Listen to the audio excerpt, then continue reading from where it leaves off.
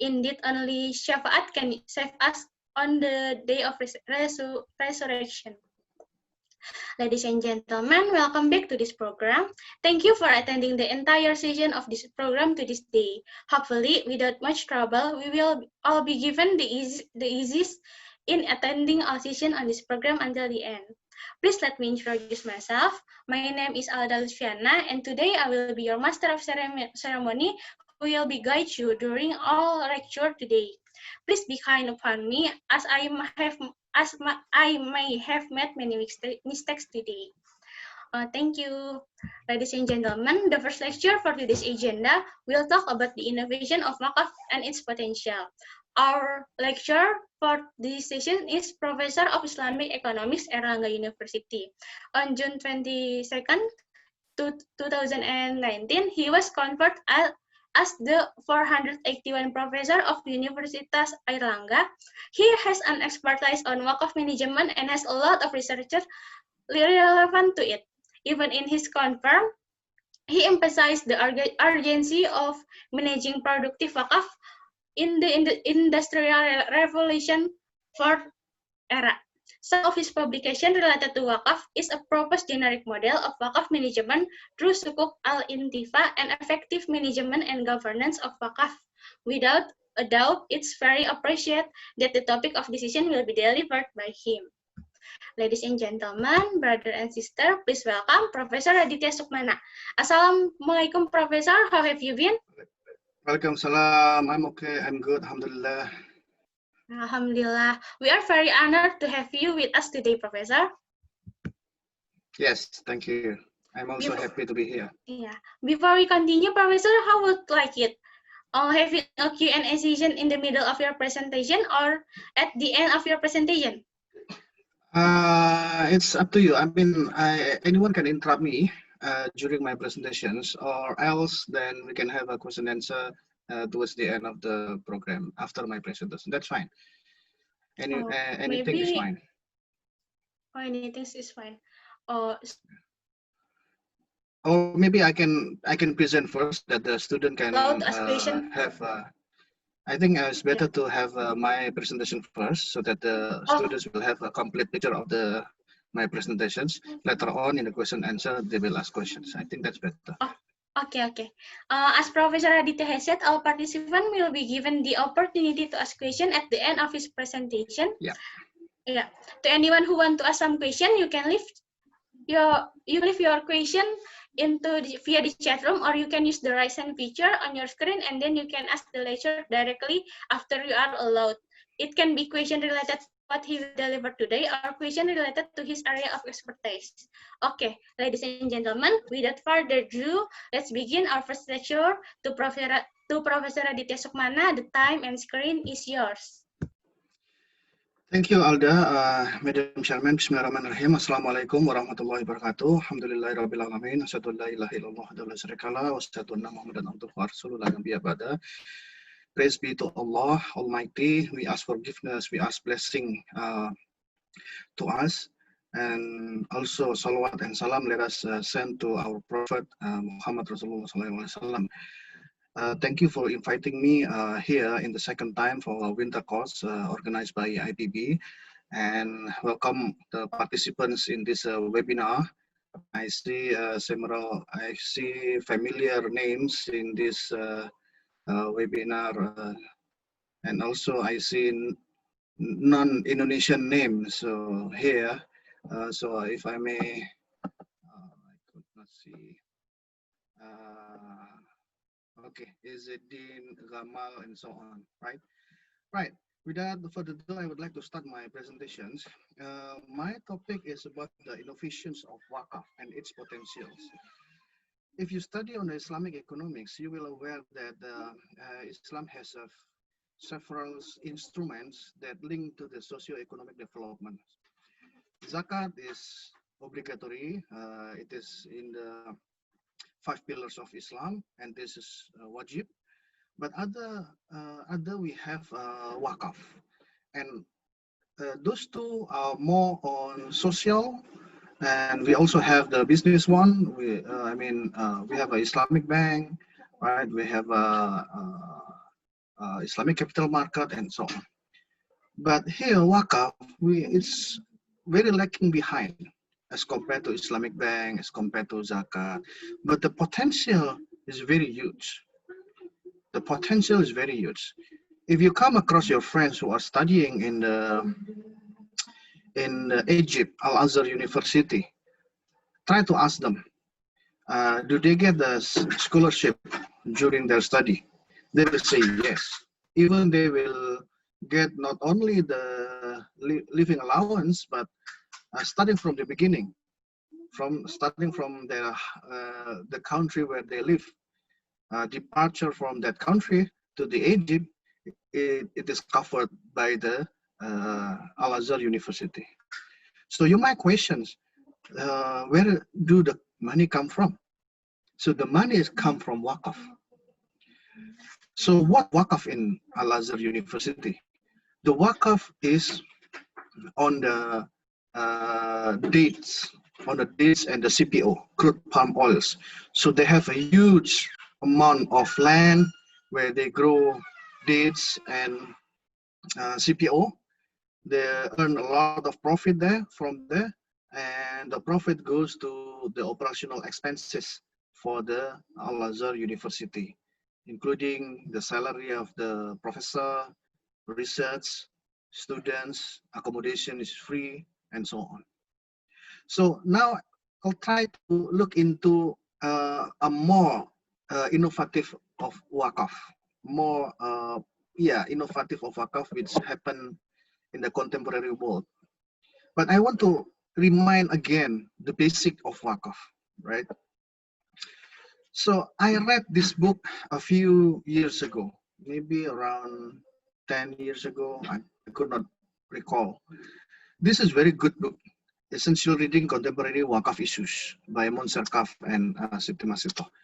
And the first chapter in this book is written by Murad Zizagza. I know you are aware of this professor. This professor is coming from Turkey. So he's a historian, he is an expert in Waqf. So he tried to explain that what was the role of Waqf in history and how we can imply those Waqf in the modern Islamic economics that we have today. So try to look at this abstract. He said that Waqf system has provided throughout Islamic history all the essential service at no cost to the state. This is, you need to underline these things. No cost to the state. It means that when the people support Waqf, then the burden of the government will be less, right? So a successful modernization of the system implies a significant cut in the government expenditure, right? So what does that mean? If you grow the Waqf, whereby the sectors that is supported by Waqf is also the sectors that is concerned by government. So if you support Waqf in that sector, so of course, the role of government will be less, right? And all the associated benefit, including downsizing the state sector and reducing, and even the eliminations of riba. This is very, very important. Eliminations of riba. Let me just give you an analogy. How can, when I read this thing, how can Waqf, whereby Waqf is normally for social, can reduce the role of riba, which is more towards business? How can that be possible? How can that the role of riba, which is linked to the profit, linked to the commercial issues and so on, will be destroyed by the role of Waqf? So I was reading that this article and tried to read it because I'm so confused about this statement. So I read until the end of that section. once I read, when I finished the reading, then I shift my paradigm. That's correct. So what Dr. Murad has said in that paper is really correct. So we, with that understanding, I at that time try to explain with a simple language, and I sent to newspaper, and it got published in Bahasa. Later on, you can write down, it is in Bahasa, signifikansi Waqf. It is in Republika, it's a national newspaper. So basically, if this is a president and you have a group of people, right? And this group of people, let's say group A, group B, group C, right? A, B, C is the rich, wealthy, and then what do you call that? People who likes to help each other. Apa bahasa Indonesia ya? Dermawan, apa bahasa Inggrisnya tuh? Kok lupa. Okay, people not only rich, but people who likes to support each other, right? So not only rich, but philanthropist. Sorry, okay, now I got the word. Philanthropist. Philanthropist. Philanthropist means people who likes to donate a lot of money. So if these people support for educations, right? So all educations, let's say this one is the president, and the president national budget now currently, let's say this president is experiencing a deficit budgeting. If there is no clue to cover the deficit, then the president will say to all these people, ABC, group ABC, that this country will borrow from outside, will borrow money based on interest. Of course, it's riba, right? Because it's deficit budget.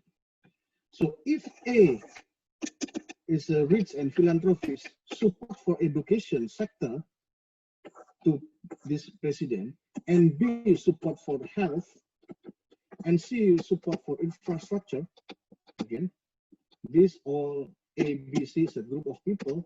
A is a group who likes to donate to the education sector.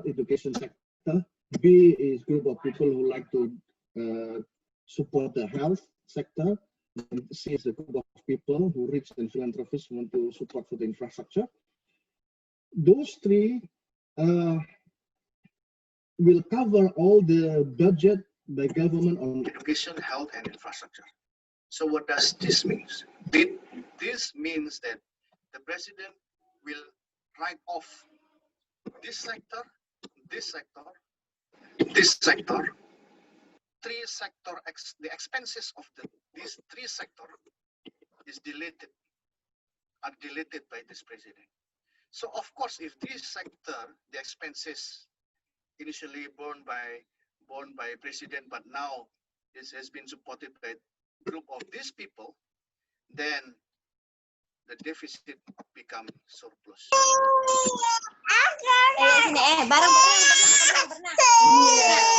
Sorry, can moderator can, okay. So if deficit budgeting becomes surplus, the question is, does president need to borrow from outside, which is based on riba? The answer is no. So what does this mean? This means that this Waqf by these three is helping president to get rid of riba, right? So this is the meaning of what Prof. Murad has said in this abstract. And also, this is the meaning of, if you open Surat Al-Baqarah, Bismillahirrahmanirrahim, Yamhaqullahu riba wa yurbis sadaqat. Allah will destroy riba and encourage the sadaqah, right? So that's the meaning. So generally, this is in Bahasa, but I'll explain it in English. Generally, if you have Waqf, then do not put that Waqf asset for the non profit only. Yes, you may have idle Waqf land for mosque, yes, for school, yes, but at the same time, that mosque, that school, or that hospital, right? You need to accompany it by other productive Waqf. These things, productive Waqf. Why?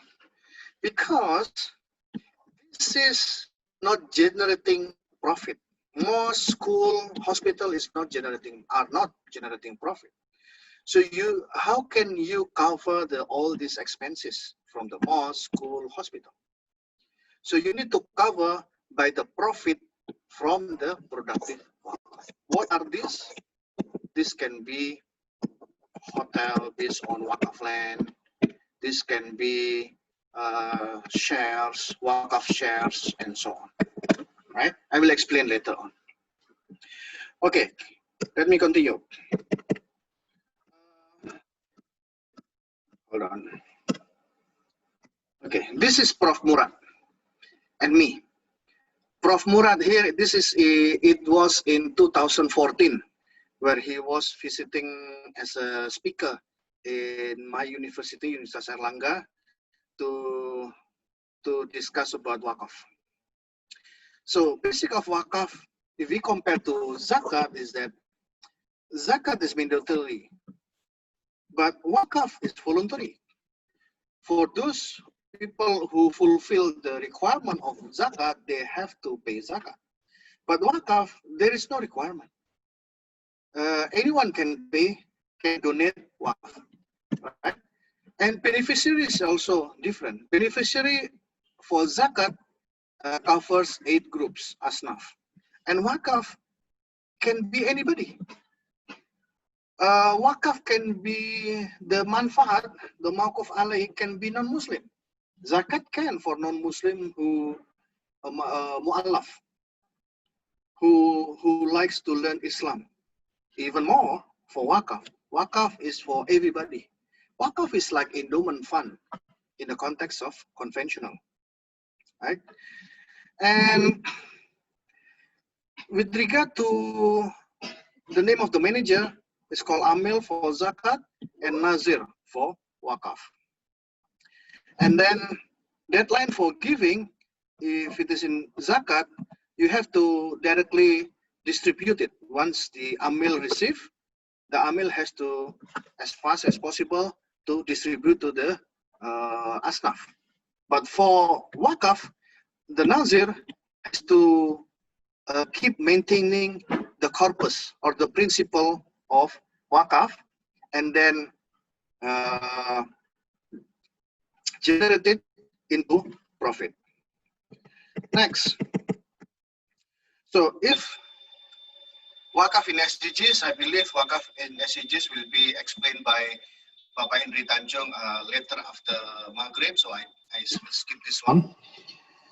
So Waqf can reach to any sector, can support any sector, also can support for entrepreneurs. The important thing is that the institutional has to be transformed into a productive management, right? And because the case is that in many cases, especially in Indonesia, the institutions of the Nazir in Indonesia is not equipped enough with the good knowledge of management, with the good knowledge of business. So the asset that they receive is kept idle. So we need to improve the quality of Nazir so that they know what should they do in terms of managing the cash, the idle Waqf lands. Also, the mobilization transformations. This is with regard to the product, right? And this is with regard to the sector that is supported by the Waqf. So basically, if you deal with Waqf, then there's so many issues, so many things that you can do to develop Waqf. Okay, this is Prof. Murad. Capital accumulations and redistributions. This is one of these writings. The struggle, I focus on this one. The struggle of modernize the Waqf system, the Islamic world, especially looking at the economic world, that are able to cope with the demands of the contemporary world. So since he is in Turkey, I want to explain to you one of the story during the joyful of Islam in the past. During Islamic reigns in Turkey, a baby who was born in Turkey, he or she was born in the hospital which is based on Waqf. And later on, the baby, when the parents wants to give the nutrition food to the baby, the government supported the nutrition from the profit of the productive Waqf. So every child, every baby's, the nutrition is covered by the profit out of productive Waqf. Later on, when the baby grows up and enter into school, they go to a school which is based on Waqf. Later on, when they graduate from bachelor, they graduate the bachelor and working in the companies, they work in a company which is based on Waqf. And when they want to marry, the mahar is coming from the profit from productive Waqf. When they die in the cemetery based on Waqf.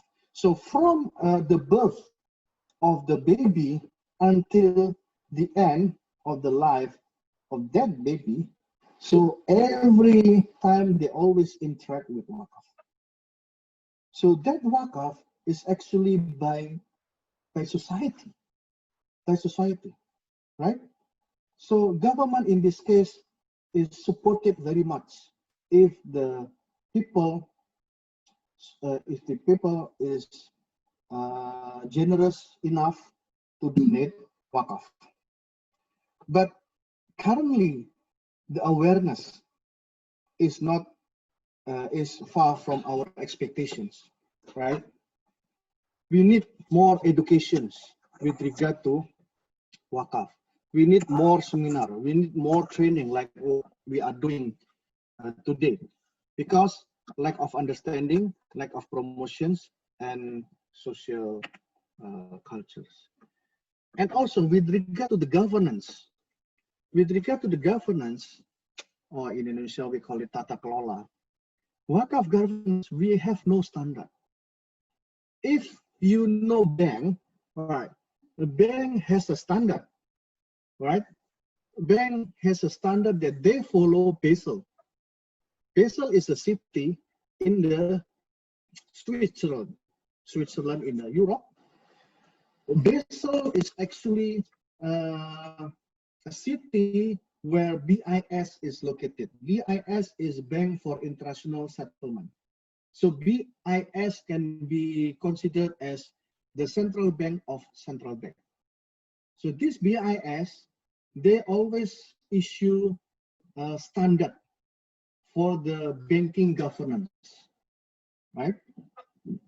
But the question is, do we have standard for, let's say, Islamic bank? Yes, we have. We have IFSB. We have IFSB, Islamic Finance Services Board. It's located in Malaysia, in KL, in Kuala Lumpur. Another question, do we have standard for Waqf? No, we have no standard. But Bank Indonesia, Alhamdulillah, now Bank Indonesia has already issued Waqf core principle as well as zakat. So initially it was Waqf core principle, and then Waqf zakat core principle first, and then Waqf core principles. So those two is joint collaborations between BAZNAS and Bank Indonesia for Zakat Core Principle and Badan Waqf Indonesia as a Waqf regulators and Bank Indonesia to issue Waqf Core Principle. Waqf Core Principle is like governance for the Waqf industry. So we have no standard. And another good paper proposed, Waqf can also overcoming farmer financial problem. It's not only farmer, but it's also person who seek for the fishermen. Fishermen also can be supported by Waqf. Later on, I will explain. This you can read by yourself. Current Nazir is the Waqf fund manager. Fund does not mean money, does not only mean money, but fund is the asset. Waqf asset manager. The current situations, Waqf can contribute for capital market. Of course, Islamic capital market. Waqf can support for Islamic finance, Islamic bank. We have example, Social Investment Limited Bank in Bangladesh. One of the product is Waqf fund. But also not only Islamic bank, but also Islamic cooperative. Or here in Indonesia, we call it Baitul Mal Wartamil. And also this Waqf has to know about what kind of the good business to be put on top of idle Waqf land. So if you have a Waqf land, idle Waqf land, right? What are the business that you want to establish on top of Waqf business? This Nazir has to understand the business. If they don't understand, then try to hire a businessman who knows well about what kind of business on top of Waqf land. Waqf, this Nazir also has to make a silaturahim with a takaful company. Later on, I will explain with the how can Waqf can support the takaful industry, and this is very good product. I will explain later. Waqf can also support the university, of course. Not only that, it support for maintenance, not only for the maintenance, operational expenses for the university, like Al-Azhar, pay for the salary, pay for the student, pay for the research, and so on. Not only that, but also Waqf and university can be put into the curriculum. Right? So I teach economic of Waqf, and I ask students to make a project with regard to Waqf. So we can design, right? We can design in such a way that Waqf, Nazir, and university can collaborate. So I can ask my student to do a feasibility study for the idle Waqf land, for example, right? So if no one within the Nazir, if Nazir does not do feasibility study for the Waqf land, because, for example, Nazir do not have money to pay someone to do feasibility study on Waqf land, this Nazir can collaborate with the university. Lecturers can ask the students or can teach the students how to do a feasibility study. First, student will be taught feasibility study, how to create or how to make feasibility study. Later on for the project, the student can do feasibility study to the Waqf land. And the result goes back to the Nazir, right? So that's the good combinations, good collaborations between Waqf and university, right? So Waqf University, okay, for the university, let me give you this example of Waqf, right? Here, for those of you who have been to my campus, this is my campus, International Islamic University, Malaysia. Also, this is also Pak Irfan, Dr. Irfan Sokibek campus. We were here for our PhD. So this is Mahala. Mahala is a dormitory or asrama in Indonesia. So this dorm is actually given by UAE ambassador, United Arab Emirates ambassador, located in the KL. They give money to build dormitory for female student attending IUM. On the right is the rooms. Can you see the room? Very nice, right? And this is not hotel. This is for student, right? In the middle, this is maybe you have a dining table there and refrigerator there, refrigerator. So I believe this one is for family, couple family, whose father or mother or husband and wife, either one or both, are student in IUM. And you have also here is a guest room, right? A family room also, right? This is very nice. And this, of course, student have to pay for this one. For the payment, we can, I mean, there are a lot of arrangement. Student can pay, and the rental payment will be used for university expenses. Here also, UPM, University Putra Malaysia, got the Waqf from Sultan Selangor. UPM receives financial assistance, right? This Waqf, they put in they have what they call Wazan, Waqf, Zakat, and Endowment Fund, right?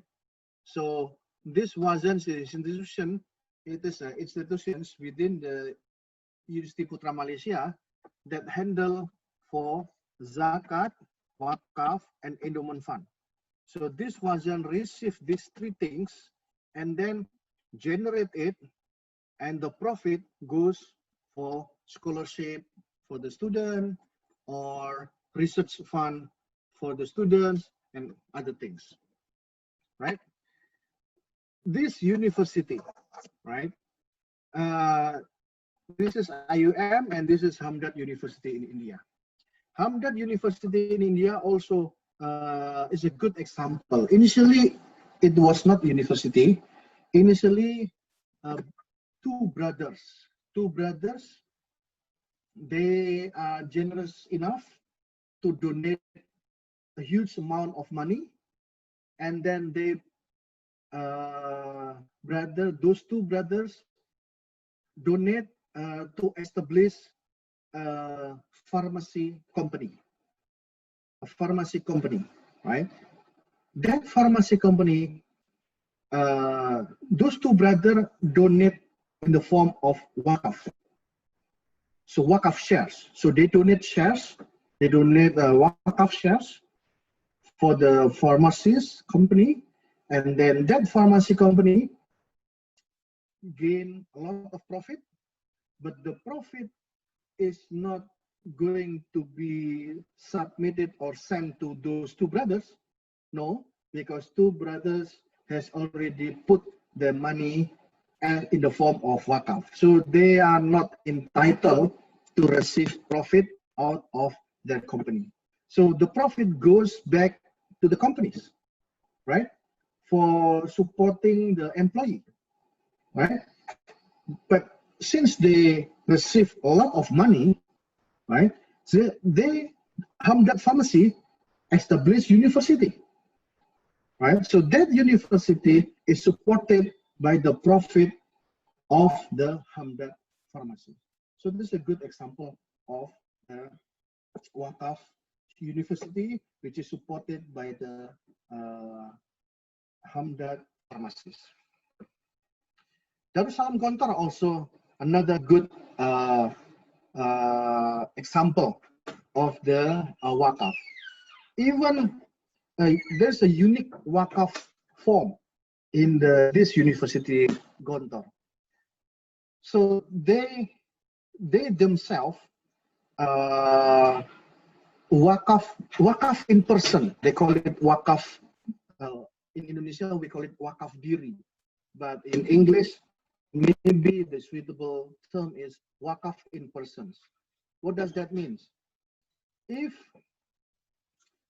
there is a good student, and there in this is Darussalam University, not only university, but in this Gontor, they have an Islamic boarding school. Right? So from the high school. So if they found a good student in the high school, and the lecturers would expect these students later on to support as a lecturers in the Islamic boarding school, they can offer as a normal lecturers, or the lecturers there in the Islamic boarding school can offer for these students to Waqf themselves to the Islamic boarding schools. It means that when the students, when they graduate and they are willing to Waqf in persons to that Islamic boarding schools, then this Islamic boarding school would like to invite the father or the parents of that students and ask the parents whether the parents would like to Waqf their son to be a lecturer in that Islamic boarding schools. So if the parents agree to Waqf their sons as lecturers in these Islamic boarding schools, then this Islamic boarding schools will cover all the expenses, will cover the living allowance, will provide the houses, will provide anything that is including basic needs and so on, including the scholarship for the future educations and so on. So this is innovative things within the Waqf. Okay, let me continue. This is again in my university, International Islamic University. If you see this picture, right? This picture is a big building where inside they have 3 banks, cafe, bookstore, and hall. And these 3 banks, of course, the bank has to rent the rooms here, and the cafe has to also rent to the university, and the rental payment that they send to the university, the collections of the rental collections will be used for scholarship and so on to the students and so on, right? So I think many of you have come across this building, right? Or maybe know about these things. This is in Singapore, right? This is the Waqf is Saint Omar bin Ali Al Junaid. Can you see when that date of death of Omar bin Ali Al Junaid? 1852. It's a long time ago. 100 years more, 150 years ago, right? If you see my drawing on the left picture here, this is mosque, right? On the right, you see the building, big building is the Somerset Hotel, right? And above this, not above, but below the Somerset Hotel, there is shops, right? So all these hotel and shops are established on top of Waqf land, right? So the profit from the Somerset and the shops will be used to cover the expenses of this mosque, right? So this is a productive Waqf, right? See, this one is the Ben Colin Street. So this is in Ben Colin Street, Ben Colin Mosque. This is the hotel, and they try to develop again with come to this building. Okay? So this is me in Ben Colin Street. This is Somerset, right? And see, there's another on the left here is the in the case of Singapore. See, on the left is the old building. On the right is the new building. So in Malaysia, sorry, in Singapore, they have MUIS, Majelis Ugama Islam Singapore. This is Nazir, right? Nazir. So this Nazir, so when the Singaporean want to donate idle Waqf land, they should go to this MUIS to donate Waqf land. But this MUIS, they don't have expertise on how to generate that Waqf land. So this MUIS, they established the company, called Waris. Waris stands for Waqf Real Estate Singapore. So this Waris comprised of businessmen, professional, right, who knows business. They receive land from MUIS, and this company, Waris, developed that land for the productive Waqf. So they built idle Waqf land, offices. They built another for houses, right? Then, after the build was existed, they could not sell to the buyer since the land is Waqf. The Waris will rent to others. They call it long lease. Long lease. How long is long lease? Long lease is 99 years. So if these houses, let's say houses, see, this is houses on top of Waqf land. Houses, very luxurious houses, because they want to target the rich people. It does not matter whether Muslim or not Muslim. So they build very huge building houses for individual, luxurious. They target for the very rich Singaporean, right? I saw one of the picture, one of the map that they built a basement. They built 2 or 3 level up. So there is a 4 floor, right? And from the bottom to the highest, there is a elevator. So this is very luxurious houses, and they send. This Waris will rent to the rich men because they could not sell, and they allow for 99 years. Okay, another Mrs. Alda, how much time do I have? Time remaining? Can you hear me, Mrs. Alda, Mr. Moderator? Okay, never mind. I will go into another another example or hospital. Actually, it's not hospital, but the VIP room. VIP room in Malang. Malang is the one of the city in East Java. This VIP room is to support the middle up class who needs health facility, right? Look into this structure.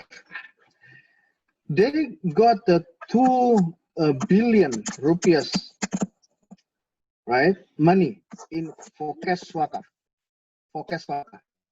and then that money is used to establish this building, right? To establish this building, and then the profit will distribute it from the 3 things: 10% to Nazir, 20% to Mawquf Alai, and 70% to development. See, the profit is divided into 3 things: 70% for developing, and then they build another building, second building. The profit from this second building also distributed into 3 things: 10% for Nazir, 20% for Mawquf Alai, and 70% for Waqf development. Combining 70% Waqf development from building 1 and 2, these 2, they have a huge amount of money to establish this mini market. This, you see, mini market Al Khaybar. This mini market is established because of this profit generating from this VIP room. If you go inside this building, you see the rooms. The rooms is like this, right? So the profit from this operational expenses, the profit from this VIP rooms is accumulated and then able to establish this mini market. And currently they have like 7 mini market, right? From the initial 2 billion rupiahs. Okay, let me continue. I want to speed up so that we can have more questions. This is another Pondok Pesan. Pondok Modern is the Islamic boarding school. Islamic boarding schools located in Pekalongan. Here is East Java, right? Here, somewhere here. This is Malaysia. This is Jakarta, and this is Pekalongan. One interesting or innovative waqf is that this Islamic boarding schools, they are nazir, they are fund manager, right? And they have waqif, right? They have waqif. The waqif has the gasoline pump, right? Gasoline stations. But the waqif do not want to make all the gasoline stations into waqf. So the waqif only waqf 1 nozzle of gasoline, provided that only on this date, 1 until 15 every month. On the date 1 and 15 every month. Only 1 nozzle of gasoline. So they put as a waqf. So if you see this picture, see, this is people who wants to make dua for the waqf gasoline for date 1 until 15 every month. So revenue from profit from this gasoline will be used for this Islamic boarding schools. So what if in the date 16, 17, and so on will be going back to the owner? Okay, I want to explain about the waqf funds, cash waqf for the Islamic cooperative. This is another good cooperative, right? So Islamic cooperative, right here, Indonesia is BMT. In Indonesia, BMT, right, Islam Cooperative. Normally, members save their money in the BMT, put their money in the BMT. And the BMT, all the members, right, they give financing to the small, medium enterprise. You know, the rate of the financing given by BMT to SME is a 1.5% per month. It's quite high. 1.5% equivalent. This is equivalent. Of course, it's not fixed because it uses musyarakah, murabaha, and so on. Equivalent. So 1.5 given the profit rate, the profit portion 1.5, and the BMT normally give back as a deposit rate back to the member how much? It's a 1%. So the BMT equivalent got the 0.5%. Now, what if the source of fund for this BMT is Waqf? When Waqf donate money to this BMT, of course, this BMT does not have to return back the money to Waqf as that here, as that for the member 1%. No need, because Waqf has already put their funds in the BMT forever. So with that cheap fund, BMT can give financing rate to the SME at a lower rate, maybe in the 1% per month. Again, this is equivalent, or still 1.5% per month for those of the SME who has a higher risk. If SME higher risk, BMT can charge 1.5, but this if low risk, BMT can give financing rate 1%. 1% SME give back to the BMT, 1% also. 1% to the BMT, BMT does no need to give back to the Waqf, so the profit of the BMT is 1%. So 1% can later on distribute for social. For example, like this BMT, for example, like this. Let me give you the picture. Okay, this Mawquf Alai, Quranic teaching, and also poor and needy. Right? In this BMT, this picture is actually I ran this. I'm now the advisor of one of the BMT in Surabaya, and I asked them to apply Waqf cash Waqf fund for the fishermen, SME this fishermen, right? The fishermen. So fishermen is happy because the rate is cheap. The rate is cheap, right? And this is for social, for most renovations. So this one is okay. Now it's another innovative. That's why Waqf and insurance has to collaborate. Okay, try to see this. Try to see this one, right? For example, this is Brian, years 18. Brian is a successful young entrepreneur who manages his own coffee shops. Brian earned 15 million per month, right? 50 million per month. Okay, I have another one here. Sorry, this is more on my, I intentionally do this because this is the figure in US dollar. So 15 million rupiahs per month is equivalent to 1,000 plus US dollar. That is the salary per month from the coffee shops. And the Brian want to make Waqf 90 million rupiahs equivalent to more than 6,000. How can that be? Is it possible? Yes, it is possible. How?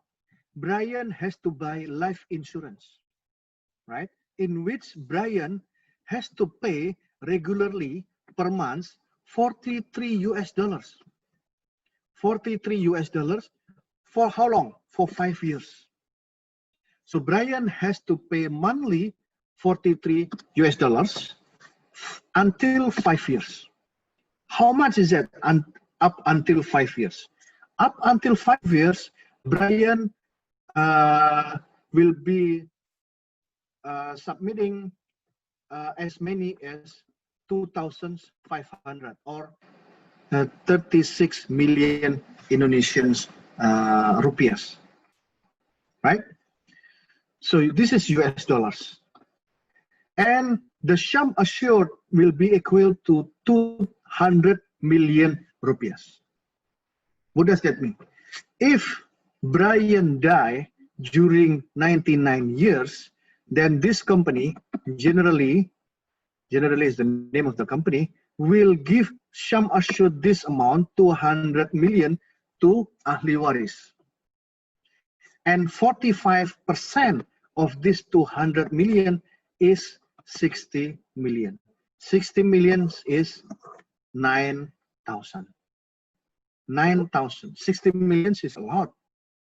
So Brian can make Waqf 6,000, or Brian can make Waqf 90 million Indonesian rupiahs, right? So this is a good product for Brian, right?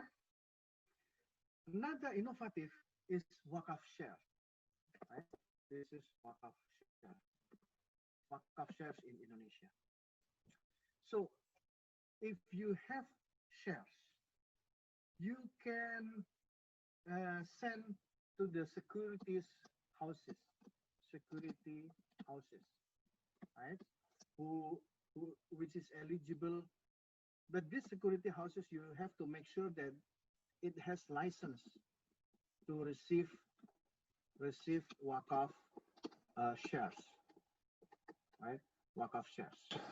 Make sure that the security houses has a Waqf shares. And see, if you have shares, then give Waqf shares, give shares as a Waqf to that security houses.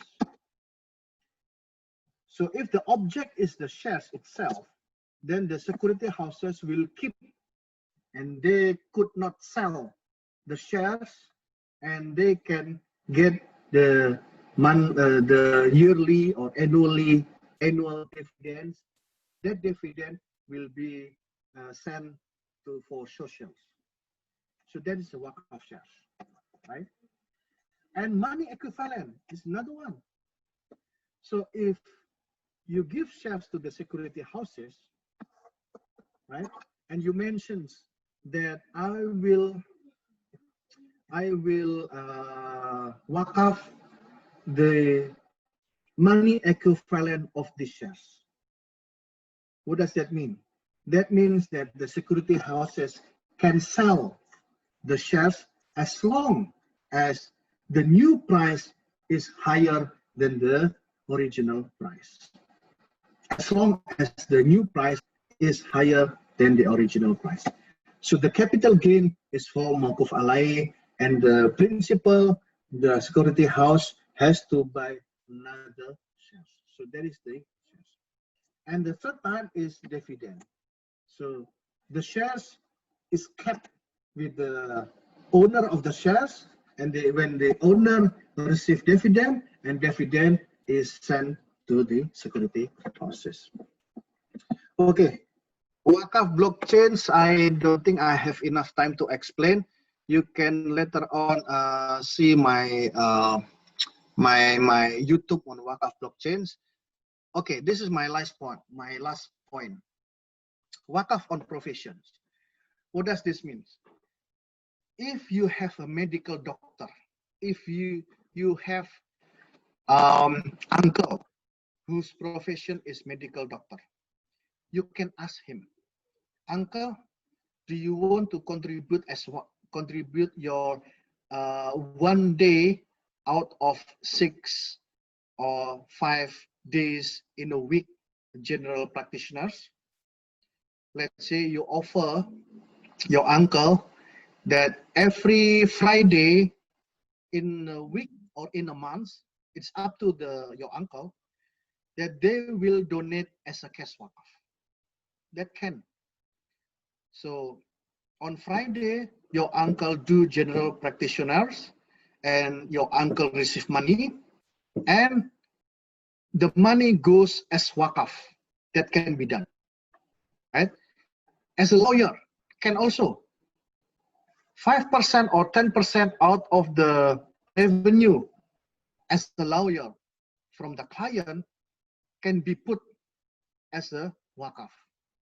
Auditor, consultant, or you may ask your friends or business owners who have 100% of the business, you can ask them, sir, can you donate 5% of your shares as a waqf?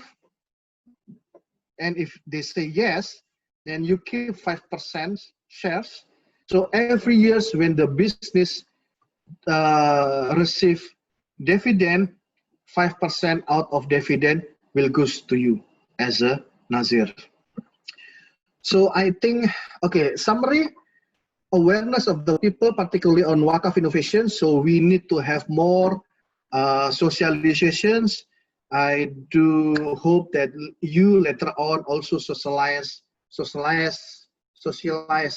the Waqf throughout your neighborhood, your family. And also another thing that we should do is that have we optimized the idle asset already? And skill and networking need to be improved from the Nazir and creating another new innovative Waqf. Administrations of Waqf need to be put into place to convince the Waqif, and standard setting body is needed to establish good, proper administration and management process. I think that's all my presentations. Thank you very much. If you want to contact me, you just get this number or this email. Thank you very much. Assalamualaikum warahmatullahi wabarakatuh. Thank you very much, Professor. Thank you very much, Professor. What have you delivered today has really opened our horizon about the innovation of Waqf and its potential, particularly in Indonesia. We are very fortunate to have listened to what you have explained in your presentation today. Professor, may Allah bless you. Now, okay, let us continue to Q&A session, Professor. As you can see in the chat room, there are already plenty of questions. For the first Q&A session, maybe we can start with the first question, Professor. Which one? Wait, I will help you to choose the participant. Maybe participant can what ask. Time? What time? You have 30 minutes for the Q&A session. Okay. Wait, maybe I can help you to choose the question. For participant, maybe you can ask Professor Raditya directly. Yeah, for the first question. Nofilia, Is Aisyah.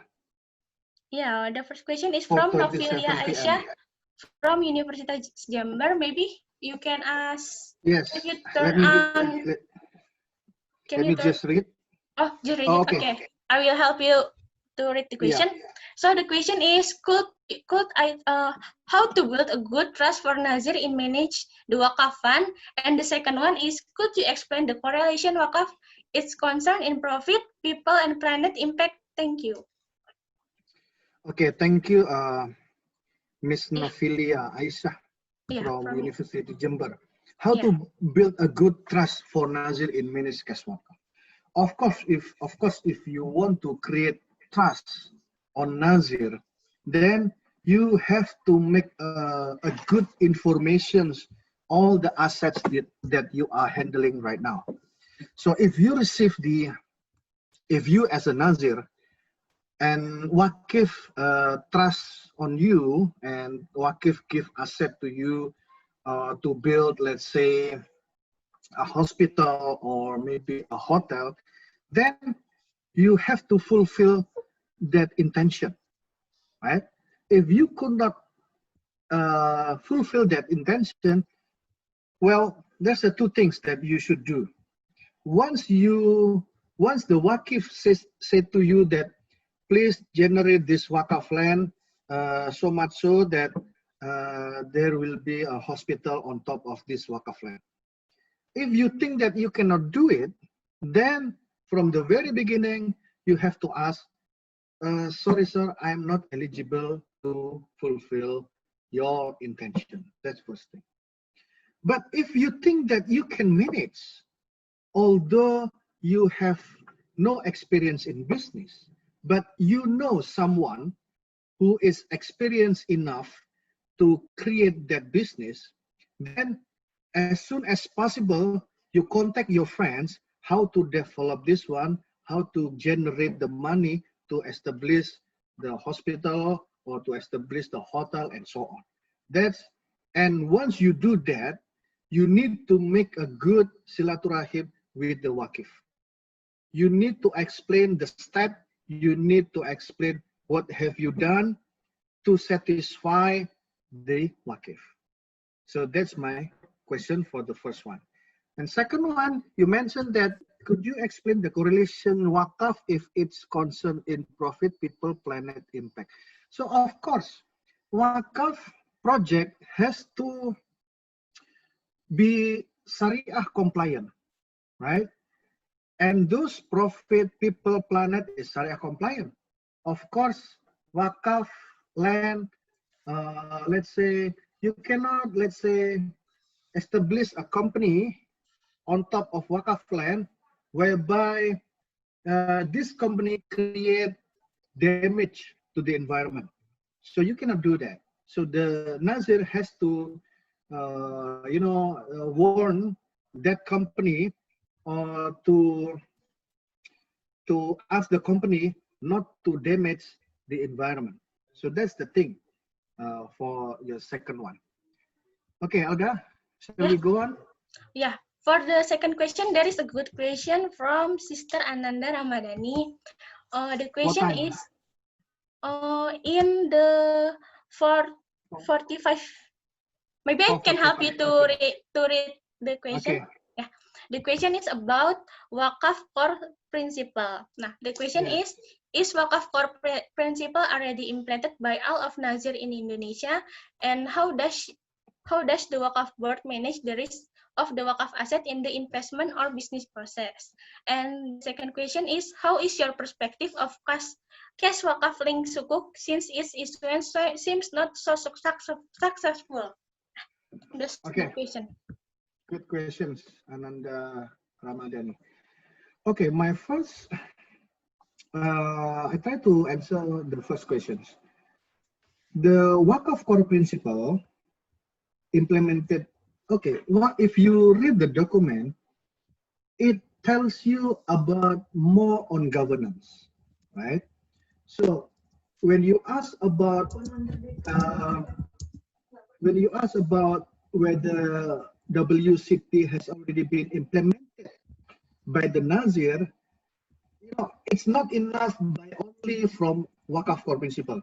It has, another more technical guidelines need to be done, need to be created to explain the Waqf core principle so that the Nazir can have more implementable criteria, because WCP is a normative, is a general, and it is not implemented. It is not technical yet. So I think now the Bank Indonesia and Badan Waqaf Indonesia is trying to establish the technical note of the Waqf core principle. You may ask about this Waqf core principle, this question also to Pak Hendri, because he is involved directly in the Waqf core principle. Number two, how is your perspective on cash Waqf link sukuk since its issuance seems not so successful? Okay, my impression is like this. Cash Waqf link sukuk is the first instrument collaborating sukuk and Waqf by the government, right? It's the first suku, collaborating those two, suku and Waqf, by government. So that need to appreciate what has been done by government, right? In the sense that government now is trying to what we can say, trying to develop a new product, right? A new product that can help the society. In this case, Keswaka Suku is to establish the hospital, IF hospital, right? So we need to appreciate what the government has done. Again, I agree that this Keswaka Suku is not so successful because I think the socialization is not. We need to improve in context of socialization of Keswaka Suku. Why? Because not many people knows about this project, this instrument, and also the minimum amount for the bank for the Badan Wakaf Indonesia to buy this suku is very expensive, 50 million or 50 billion rupiah. Sorry, sir. So, Your voice didn't hear. okay, can you hear me now? Yeah, it's clear now. Okay. So the minimum amount of money to buy cash wakaf link suku is too expensive. So 50 billion. So, and also not so many people aware about this wakaf link suku. That's why it needs more time, if I'm not mistaken, 1 year more to be able to launch the first cash wakaf link suku. That's my questions. Another questions, Alda? What time? Yeah, there's still a question. There are a question from Miss Rosada Rasada. The question is, how can we manage wakaf by urgency or is the second question at 4:32 minutes? 4:32. 42. Rosada. Okay. Yeah, how can we manage wakaf by urgency or by prioritize? I'm trying to understand this question. How can we manage wakaf? Okay. Sorry, Professor Raditya, your voice is not so clear. Okay, We can't hear you. Nah, it's better. Okay. Okay. It's okay. Okay. With regard to the how can we manage wakaf, then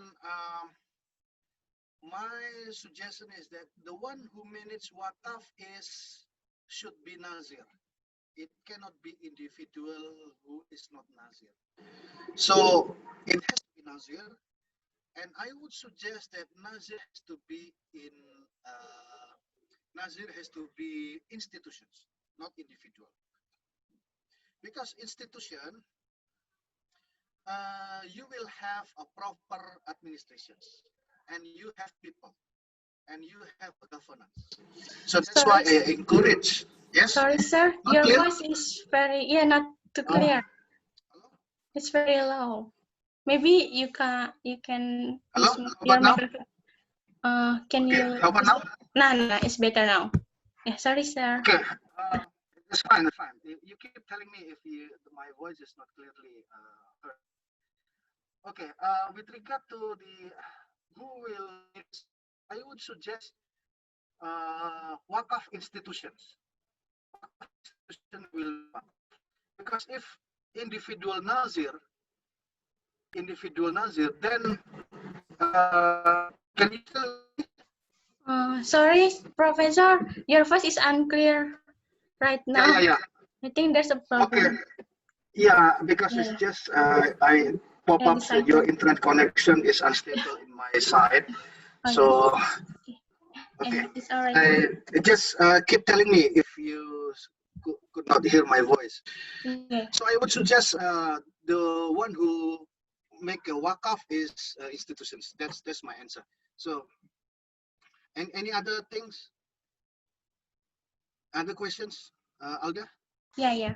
maybe we can try to answer our question since we still have enough time.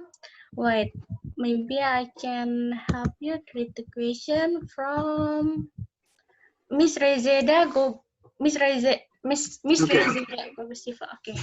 If the person founds university or hospital and donates it to the community, but doesn't carry maintenance costs and etc., leaving all current financing to the management, can it be considered as waqaf? Okay. Miss, this is Miss or this is brother or sister? Sister, I thought. Sister, I think, right? Yeah. So if a person found university or hospital and donates it to the community that does not carry maintenance costs, okay. I assume that person owns university first, or that person owns hospital first, and then that person donate as a waqaf, right? Donate that university as waqaf to the Nazir, or donate his hospital to the Nazir. That can be done. But that person needs to choose a good Nazir. Because of what? Because the Nazir later on has to find out how to raise fund for maintenance expenses. Right? That person has to find a good Nazir to be able to raise funds for that maintenance cost of the university and hospital. So that's my questions. Hello, Alga? Yeah, hello, Professor. Yeah, I can hear you. Okay. Any other question? Yeah, there's still a lot of questions. Since your Sure. topic is very interesting, maybe we can start with next question. Is from Sister Aulia. The question is. What time? Oh, in 4:55. 55. Yeah. Okay. Yeah. The question is, what are competencies that should Nazir have to manage waqaf? Okay, thank you, Aulia, Eka, Anindita. Okay. Nazir has to have trust. Right? Has to have trust. Why? Because Waqif, when they want to donate their asset and convert it into Waqaf, then Waqif has to ensure that Nazir has the capability to manage the assets to generate profit. So of course, Nazir has to know about business. Nazir has to know about finance, how to generate money, how to generate profit, right? That's the ideal one. But if, let's say, Nazir does not have that knowledge, then what should the Nazir do? Nazir has to contact people, professional, who knows about it, who knows about business, who knows about finance, and this Nazir has to hire that professional to develop the asset waqaf. So that's my answer.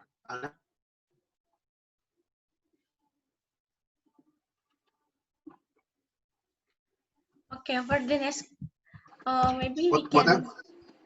The next question is from Sister Luli from UIN Sunan Kalijaga. It's in 4:49. Okay, the question is, what are the effective strategies to optimize waqaf in education, and how to make waqif can give their waqaf to us as a Nazir? Okay, let me answer this one first. So with regard to Waqaf and educations, and you are from UIN Sunan Kalijaga, you can contact Abdul Qayyum, my colleagues. He is handling for Waqaf in the Sunan Kalijaga. But I think one of the strategy to raise fund for the university is that first, before you try to raise funds, first you need to have project first. What kind of the project that you expect it is supported by the cash waqf. You need to know how many scholarship that you want to distribute to the students. You need to know is the university do the university wants to establish a building or not? Does the university wants to establish the library or not? That all you have to know first. Once you know the project of the university, only then you ask a Waqf to donate some amount of money as a waqf. And the strategy is that try to look at the moment whereby the candidate, the Waqf candidate is in a happy situation. For example, if you expect the parents of the students whom you expect to donate cash waqf, then the timing for you to make socializations on waqf or ask the parents to donate cash waqf is the timing when the parents are happy. When is it? When the first day that their son is accepted in the university. That's the first day. Normally the parents are coming to the university. That day you need to socialize on about waqf. You tell the parents that this university will establish this building. We will establish this building, will establish this building, will distribute this scholarship and so on. So try to convince them that you are in need of donations for their own children, for their own sons, for their own daughters to get a better education. So that's the good timing for you to get funds from the parents of the students. Yeah, that's my quick answer. Yeah. Thank you for your question, Professor. Maybe for the next question, we can is there any participant who want to ask Professor directly? Maybe Mr. Syarif Abu Hayat, would you ask Professor directly? Yes, I can. Yeah. The question is, thank you for giving me the floor. Professor, Yes. We are a business organization and I'm a businessman, and the social business organization that I run is called Shorobor. So one of our source of finance is cash waqf. That means that there are people who trust me and then they have given me some money so that we can do our daily business. We are a trading business basically. So then we use that money for our trading, and then we keep the capital intact in cycling, and we take out the profit after every 6 months. And then after taking that profit, we invest that profit. We give that profit to poor people or needy people who needs money for various causes. So as I understood from your lecture that I'm being a manager and I'm a Nazir. So I'm doing playing both the roles at the same time. So in Bangladesh, we don't have any very strict guidelines about the cash waqf, and going to the government is very difficult.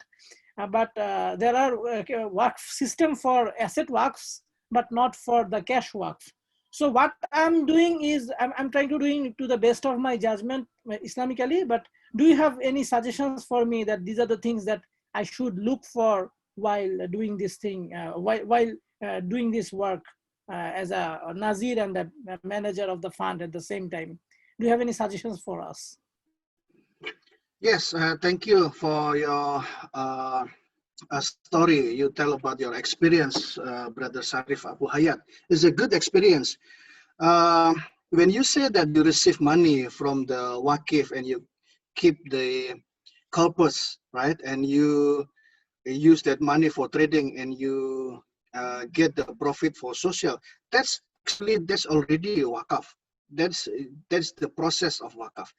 If you want to expand, well, I do not know much about the Bangladesh system with regard to Nazir and others, but I think what you should do is that you need to formalize your role as a Nazir, so that people, when you formalize as a Nazir and you explain to the others that you are a Nazir, then people will have a trust on you, right? You need to know how to legalize your role as a Nazir. Do you have to go to the Ulama Council in Bangladesh to get the approval? You know better. But I would suggest you be the formal Nazir, so that it's easy for you later on to make socializations, to work with the other Nazir institutions, let's say in Indonesia and so on. You need to have a license first, so that you can show to everybody, this is the formal license, me as a Nazir. So that's all my suggestions. Thank you. Good luck on your future, for your future, Sarif. Do hope that you are success in the future. Jazakallah khair, Professor. Thank you very much. Thank you very much. Okay, Professor, maybe this is the last question from Yes. From Brother Komardin Yusuf. Would you, Brother Komardin Yusuf, would you ask Professor directly? Hello. It is in the yeah, 446. Yeah. Or maybe the cost of running. Okay. Okay. This is the same questions? Yeah. Oh, the same question. Oh, yeah. Running. Wait. 446. Oh, yeah. Waqf Hospital and School. We already answered. Maybe. I think there's still a question from Sister Mariamah Ramli. Sister Mariamah. What time is it? At 4:58. Okay. Okay. Is there in supporting regulation, government has to make sure that Waqf fund is in use for Islam? Yeah. Okay. The question. Let me just read the questions. Prof, is there any supporting regulation that government must have to make sure that Waqf fund managed and used for Islam people? Okay. If you look at the regulations in Indonesia, the one that should be Muslim is the Nazir, right? Waqif can be non-Muslim. You look back on the regulations, right? The Nazir, the one that should be Muslim is a Nazir. The Waqif, the one who donate, or the Maquf alai is not explained whether Muslim or not. So that means it can be non-Muslim as a Waqif as well as for Maquf alai. That's all I can say. And it's already Maghrib in Surabaya. Yeah. I think that is all for the Q&A session. Thank you for all your answer, Professor. Unfortunately, our agenda is very tight that we don't have enough time to have all questions answered. However, Professor, please do stay on your screen for a second as we have a small token of our appreciation for what you have delivered today. Please accept it with our sincere gratitude. Thank you. Before we close this session, is there anything else you would like to say, Professor? How about the assessment or the quiz, or maybe a closing statement? Yeah, my closing statement is that Waqf has a huge potential. So I do expect all of you who are here today can also socialize this Waqf to anybody, because Waqf can be, let's say, 50,000 rupiahs, 100,000 rupiahs monthly you give to Nazir. Can. And the Nazir will generate and the profit goes for social. That can be done. So it's a huge potential, and I do hope that for us to develop the socio-economic development is via Waqf. And remember that we need a reward when we die. When we do wakaf, then there will be uninterrupted reward, not only when we are live today, but also when we die, we will receive uninterrupted reward till the hereafter. So thank you very much, Alda. Thank you very much, Professor. Ladies and gentlemen, unfortunately our time is very limited. This is the end of our first lecture with Professor Raditya Sukmana. Once again, we would like to express our gratitude to Professor Raditya Sukmana for so generously sharing his valuable time, knowledge, and wisdom with us. And we do apologize as you might find many inconveniences from us through decision today. Ladies and gentlemen, don't forget that we still have our second lecture for today by Dr. Hendri Tanjung, who will talk about Waqf and its role in achieving SDGs, which we will begin at 6 past 30 minutes PM Western Indonesia time or Ba'da Maghrib by Indonesia time. So hopefully all of participants can come back again to the virtual room 5 minutes before the start of the second lecture. Wallahu alam, let's close the session by saying hamdalah and doa kifara majelis. Alhamdulillahirrahmanirrahim. Wassalamualaikum warahmatullahi wabarakatuh. Thank you, Professor. Thank you very much. Assalamualaikum.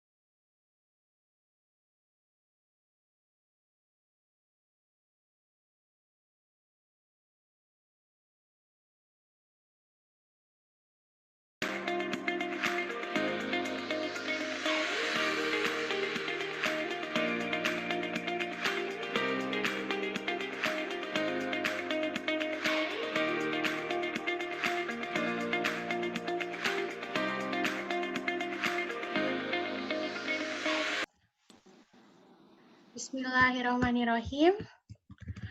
Assalamualaikum warahmatullahi wabarakatuh. Waalaikumsalam warahmatullahi wabarakatuh. Peace be upon you. Alhamdulillahirabbil alamin. Allah still give us the opportunity to continue our agenda today. This second lecture will discuss about Waqf and its role in achieving SDGs. Ladies and gentlemen, our second lecture for today is also a prominent figure in Islamic economics in Indonesia. He is a lecturer of Islamic Economics at Khaldun University Bogor, Indonesia. According to his personal website, his interest in Islamic economics began in 1992, which led him to dive into Islamic economics to Islamabad.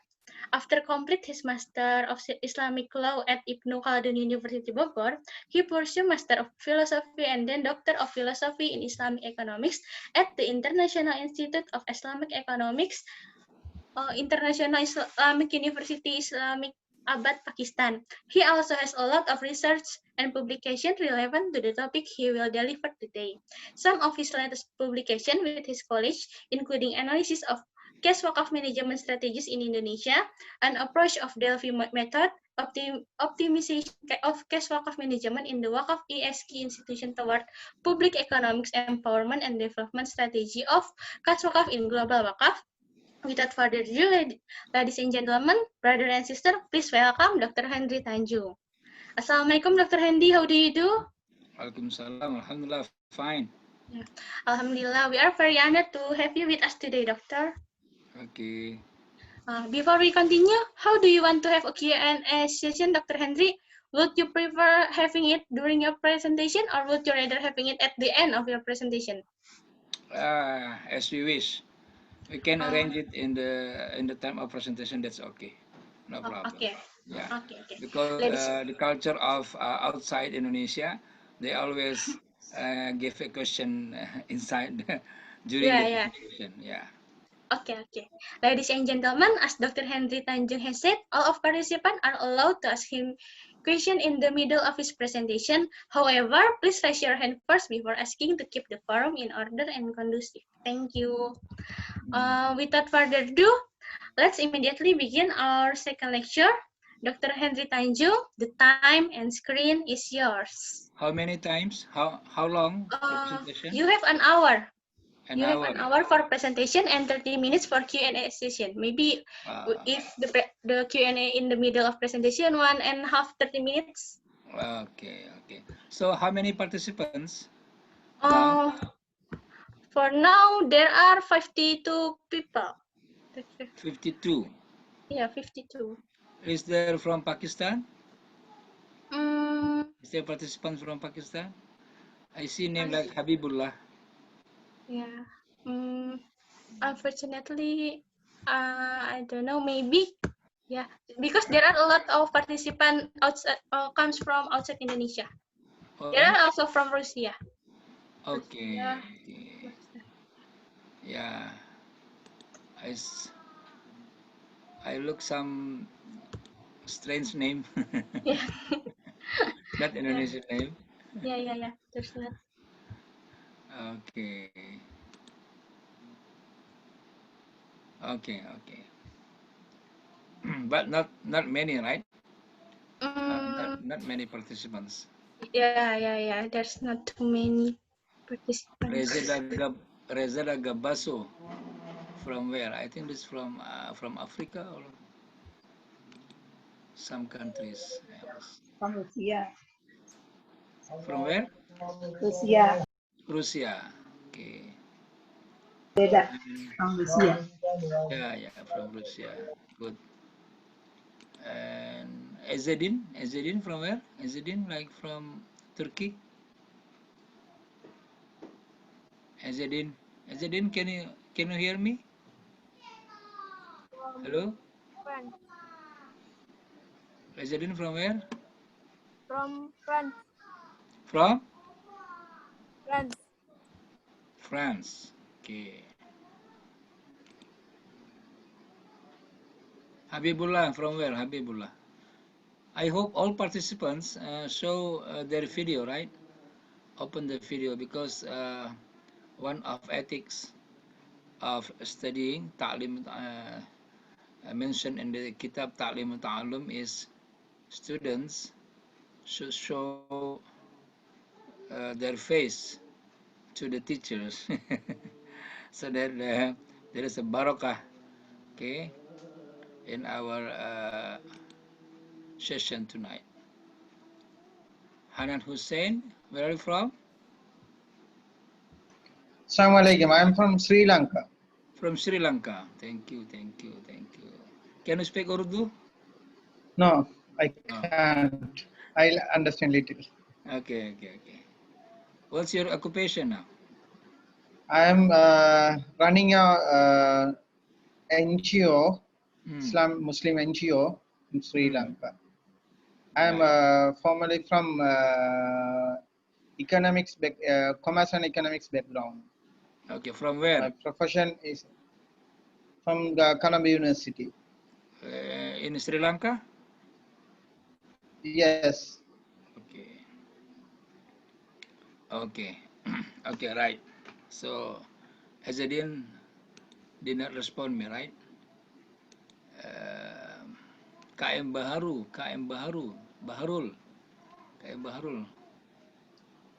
Assalamu alaikum. Walaikum salam. Where are you, Baharul Islam? I'm from India. I'm from New Delhi. New Delhi, okay. What do you do now? I teach at a business school, the Dean of Institute of Management. Right. So, what's your motivation to join this class? Yes, please. What is your motivation to join this class? Oh, yes. We used to run a program on in Islamic finance, and that I coordinate. And now we are looking into, the provincial government is looking into using Waqf fund for socio-economic development. Right, So right, I'm right. advising them. So I wanted some insight from countries like Malaysia, Indonesia, which we can actually follow as Good, good case good, examples. good. Nice, very nice. Okay, thank you. Thank you. Azadin, can you hear me? Where are you? Azadin.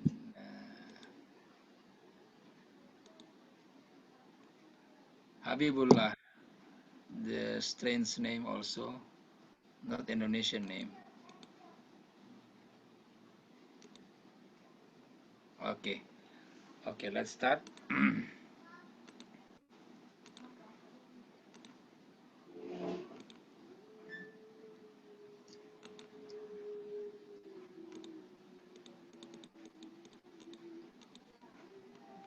Right, Bismillahirrahmanirrahim.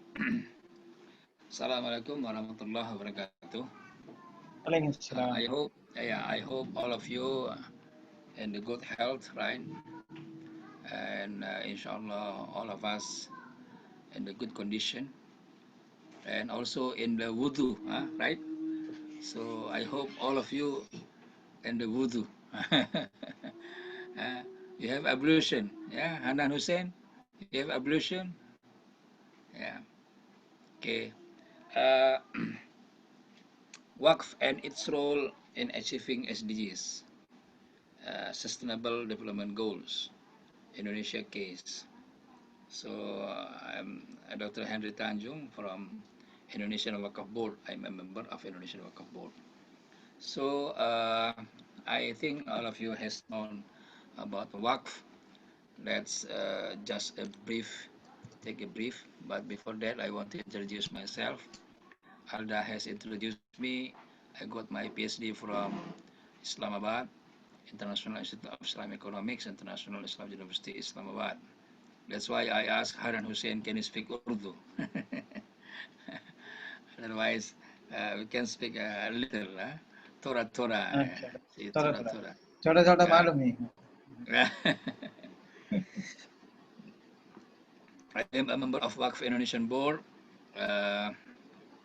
since 2017 and Vice Director of Postgraduate School, University of Ibn Khaldun Bogor since 2015, and also Chairman of International Council of Islamic Finance Educators, ICF, for Indonesian chapters. Okay, and then, okay, what is Waqf? Yeah, brief, Waqf is hold, confinement, or prohibition. Yeah, what hold and what confined and what prohibition. Waqf is holding a certain property, right, and preserving it for the confined benefit of certain philanthropy and prohibiting any use of or disposition of it outside its specific objective. Like in one hadith, Rasulullah SAW said, "Basta aslaha wa tasaddaqta biha." Hold the principle, okay, hold the principle, confine the principle, and then give the results of the waqf to the makufale, to the beneficiaries. Habbasta aslaha wa tasaddaqta biha. So we can find from this hadith that the waqf is holding a certain property and preserving it for the confined benefit of certain philanthropy. Okay, and waqf also can be defined as a form of sadaqah jariyah or continuous charity, as we know from one hadith narrated by Muslim. Bismillahirrahmanirrahim. Idza mata abdul adam in qata amalahu illa min thalath. The first one is min sadaqatin jariyah. So this is called sadaqah jariyah, continuous charity. So when we die, all the good deeds will be terminate, yeah, except our waqf, except a sadaqah jariyah. We get the result of our sadaqah jariyah in the hereafter. So waqf is created by giving away an asset that produces benefits or revenues for targeted objective on a permanent basis. always, and all people know that the Waqf on a permanent basis. Although nowadays we establish a new product, a new instrument for Waqf in not a permanent basis, but for the temporary basis. Okay, that's Waqf. And how about the history? History tells us Waqf has played a significant role in the world for both Muslims and non-Muslims. So this is the beauty of Waqf, right? Not like zakat. Zakat must be getting from Muslim and given to Muslims. But Waqf, Waqif can be non-Muslim, and the beneficiaries also can be non-Muslims. Okay, a Waqif had to be a Muslim, except for the Hanafi school of jurisprudence. So, in Hanafi school, the Waqif can be a non-Muslim. Okay, can be a non-Muslim as a Waqif. And there was no legal barrier to non-Muslims being the beneficiaries. For examples, we built a bridge, for example, from the Waqf Fund. We built a bridge. And then we cannot mention announcement that non-Muslim cannot pass this bridge. That's not that's not possible, because bridge is for everyone, for Muslim, for non-Muslim. If they want to pass the bridge, they can pass the bridge. Okay, so like shop kitchens, hospitals, shelters, and other social welfare institutions serve people of all religions, and non-Muslims commonly serve on their staff. Okay? This is mentioned in the Quran in his article published in journal. So, like shop kitchens, hospitals, okay, the building that can be built from Waqf Fund, shelters, and other social welfare institutions serve people of all religions. We cannot restrict hospitals for Muslim only. No. Okay, Muslim, non-Muslim can be get benefit from the hospitals. Okay, and then uh, when a Jewish man in the 1640s traveled from Egypt to Istanbul, so it's far away, right? About 300, maybe 3,000 kilometers, I think. The distance is very. He and his companions spent most nights at a Waqf endowed inn, okay, or a Waqf hotel. We call it now Waqf hotel. Okay, that was open to travelers of every faith. And we know around 400 Waqf endowed inn in Turkey. And now I think remaining 100. We can find a Waqf endowed in Turkey now. Okay, so this is history tells us that Jews also get benefit from the Waqf fund or from the Waqf operation. Now, a situation in the Ottoman period, written about by Yedi Yildiz or 1990s. This is very interesting. Waqf was embedded in a Muslim society. Okay, what he wrote, he said, thanks to the prodigious development of the Waqf institution, a person could be born in a house belonging to a Waqf, sleep in the cradle of that Waqf, and fill up on its food, receive instruction through Waqf owned books, become a teacher in a Waqf school, draw a Waqf finance salary, and at his death be placed in a Waqf provided coffin for burial in a Waqf cemetery. In short, it was possible to meet all one's needs through goods and services in mobilized as Waqf. Okay, I think I should break for 2 minutes to listen to the azan.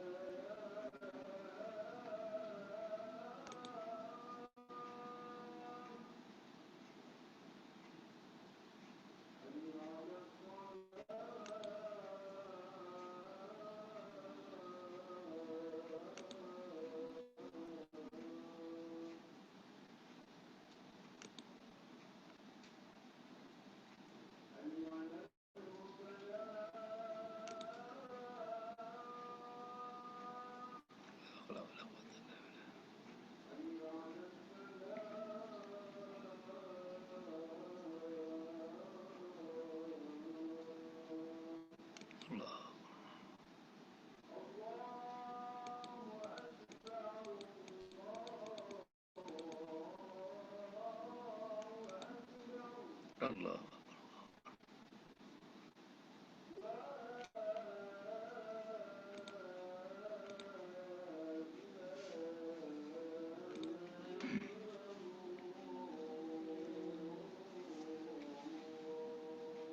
La ilaha illallah.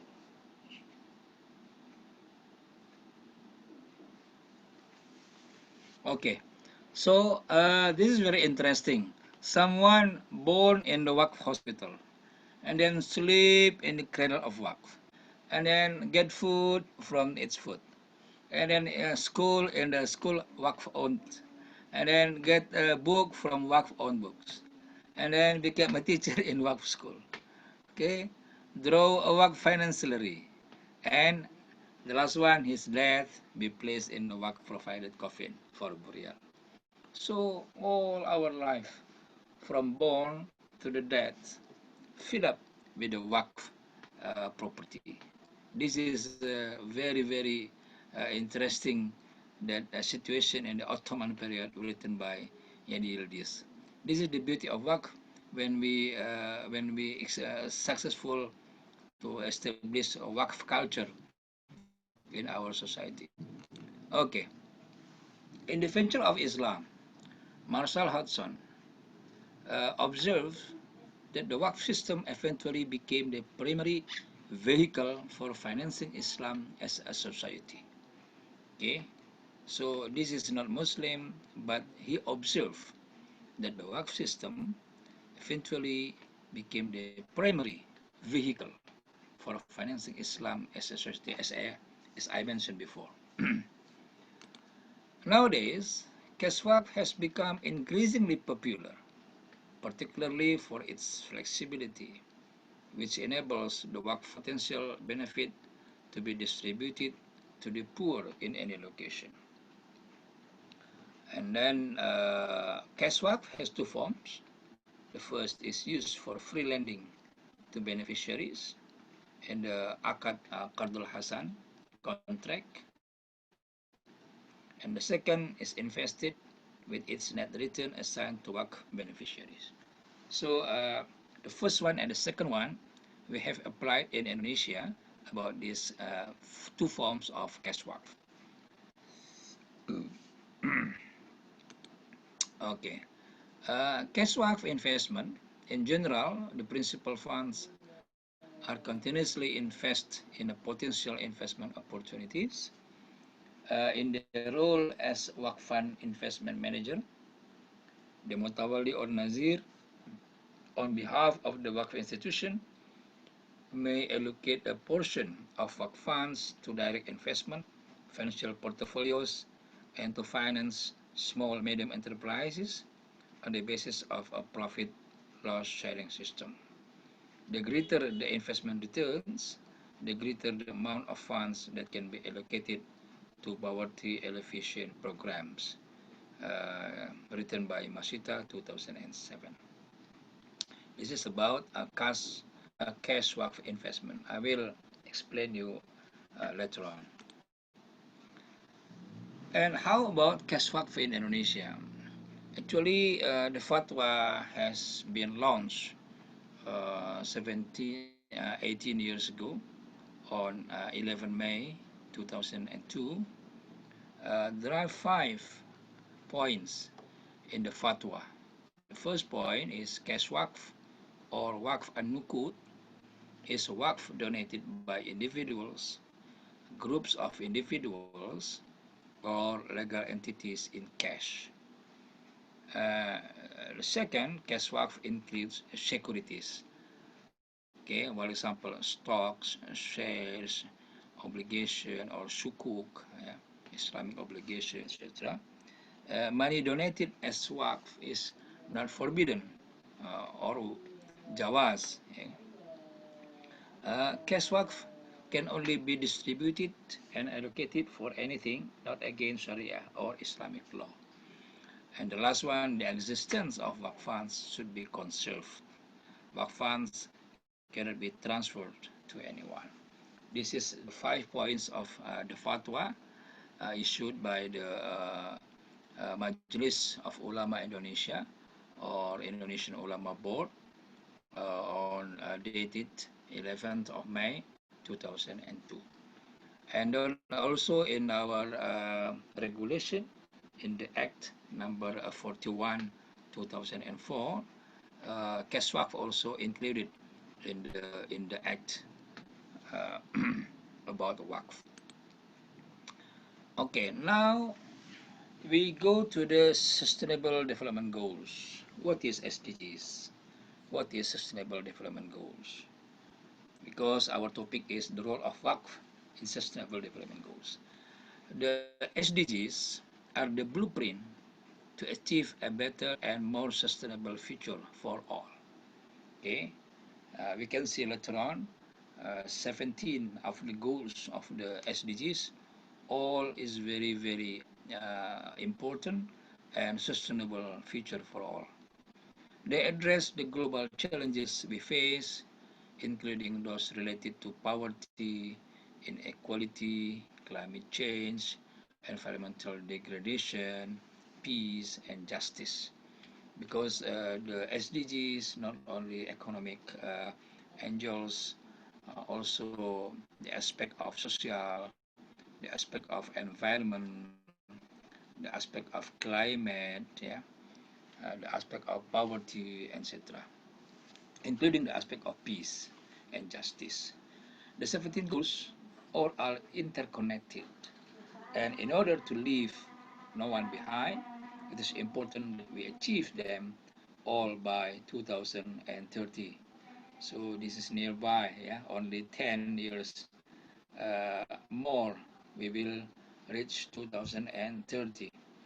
I don't know whether we got the target of the SDGs or not, but let's see one by one. Okay, what are the 17 goals of the SDGs? Sorry, Professor, there are a question. Yep. Yeah, Sharif Abu Hayat raised his hands. Maybe you can ask directly. Just turn on your voice. Nah. Yeah, Sharif. Yes, Professor, I had a question that when you say that there in the fatwa there are 5 points, one of the points was that it is the cash donated in Waqf is not forbidden. It's not jawaz. So I didn't understand that part. What is not forbidden? It's not forbidden is that is okay. That is halal, not haram. I mean the source of Cash income Waqf is halal, not haram. Okay, I understand. Because some people say that there is no cash Waqf. Rasulullah SAW has given donation in Waqf in the form of land, not in cash, for example. Okay. Yeah. Oh, okay, right. clear? So that's the thing. Okay, got okay. it. From where you are, Sharif? I'm from Bangladesh. From Bangladesh? Yes. Well, from which city? The capital, Dhaka. Dhaka. Okay. Yeah, yeah. Unfortunately, I never visit Bangladesh. Yeah. Some days, inshallah. Course. But I have friends from Bangladesh. Professor Muhammad Abdul Manan. Is he Okay. still alive? Muhammad Abdul Manan, if he's from Islamic Bank, yes, he's still alive. Still alive, yeah? Oh, mashallah. How old is he now? If you're talking about the one in Islamic Bank, are you talking about the, he was, Yeah, yeah, Social Islamic Bank Limited. oh, Muhammad Abdul Manan. He's very old. yes, yes, yes. But I don't know actually his Okay, okay. exact age. Sorry. Okay. Okay, right. Thank you for the answer. Yeah, yeah, okay, okay. We can continue, right? Yes, sure. Okay.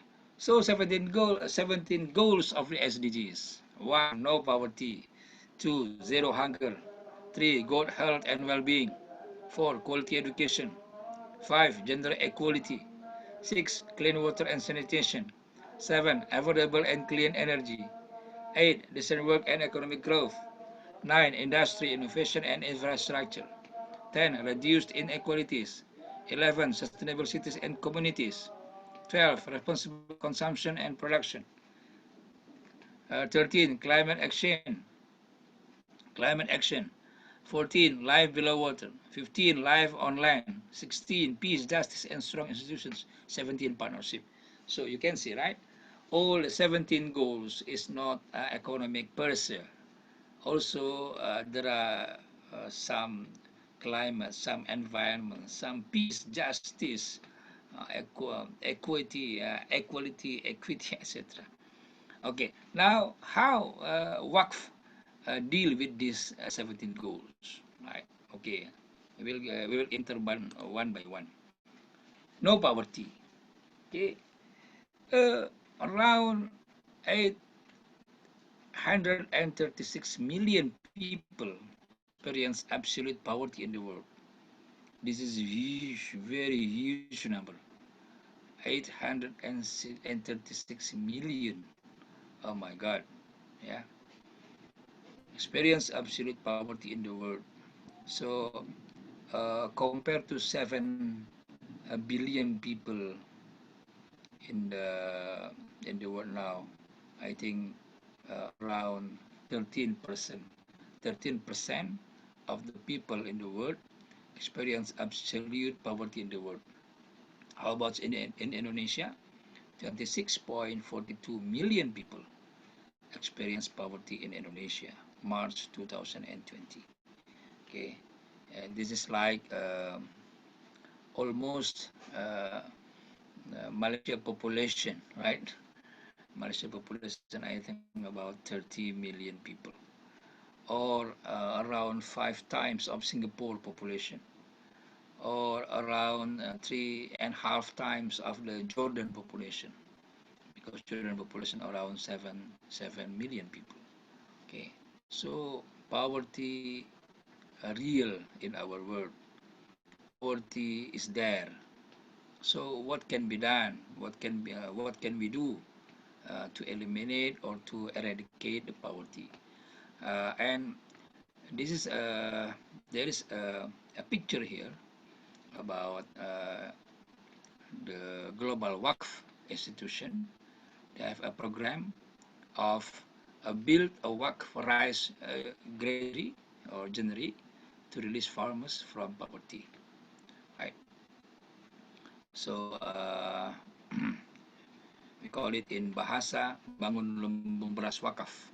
Okay, build a Waqf rice granary to release farmers from poverty. Okay, this is the one, the first, no poverty. Number two, zero hunger.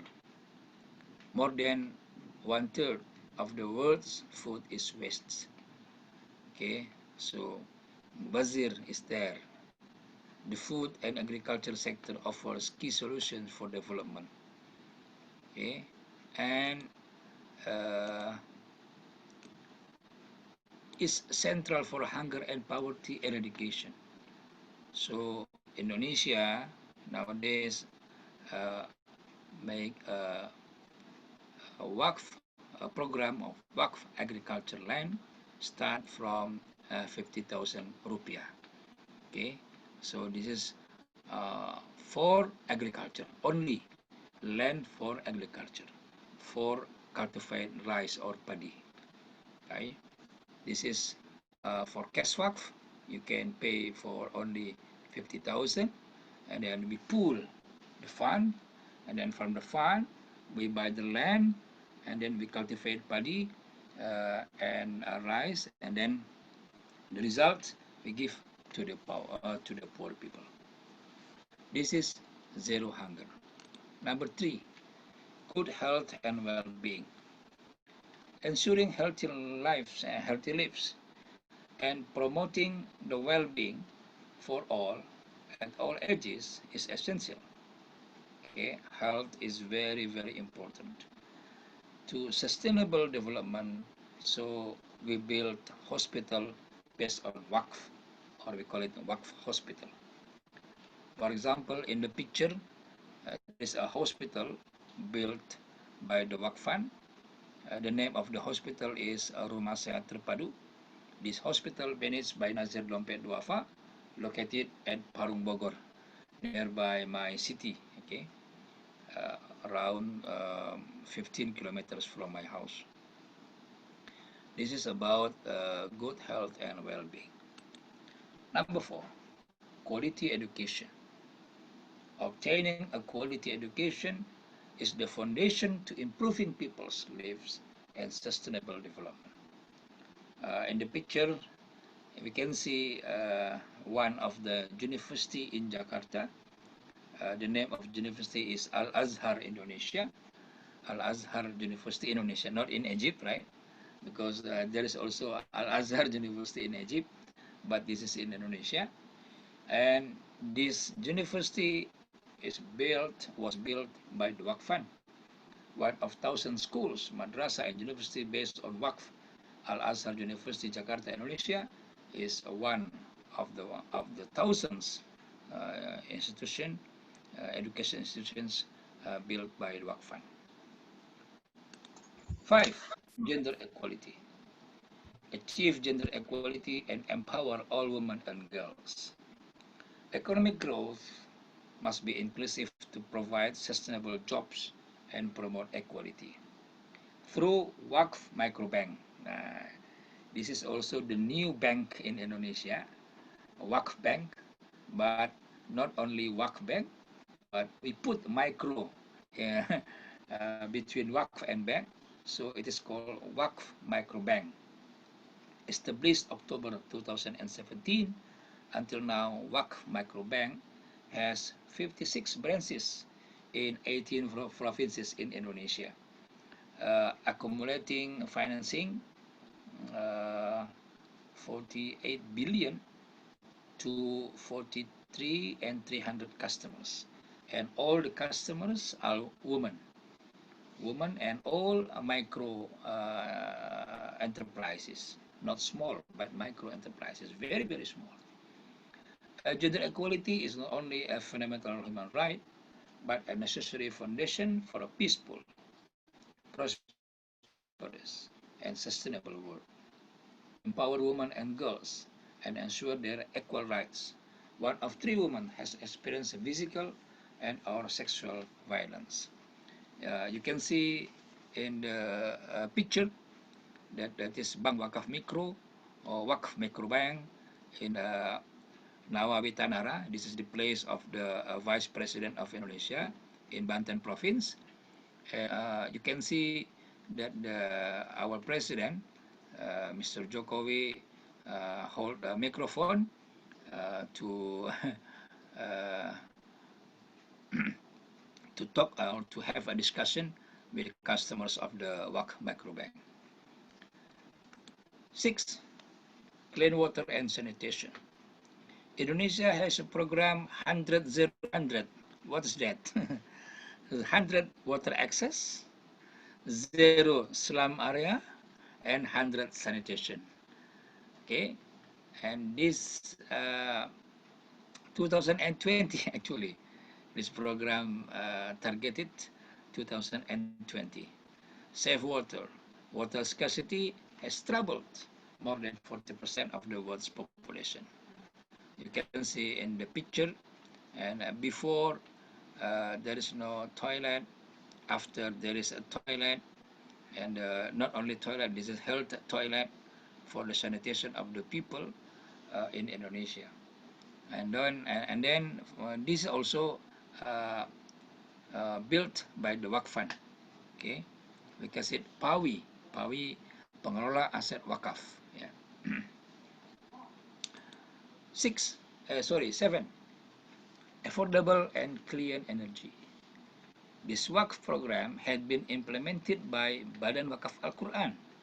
Okay, use only energy efficient appliances and light bulbs. 3 billion people stick lack clean cooking fuels and technologies. In Indonesia, 30 million Indonesians do not have access to energy. So, Badan Wakaf Al-Quran has provided us a program for the cahaya, we call it tebar cahaya, for the energy, okay, for the lamp, affordable and the clean energy. 8, decent wealth and economic growth. Sustainable economic growth will require societies to create the conditions that allow people to have quality jobs. Remember, 20% of youth in the world are out of school and unemployed, mashallah. This is a big number. 20% of the youth. 6.82 million people are unemployed in Indonesia, February 2020. Okay, almost 7 million, almost the population of Jordan are unemployed in Indonesia. This is a big number. I don't know, maybe India is bigger than Indonesia. Right, Warul, Indian. Yes, sir. Warul, okay. India, how many people are unemployed in India now?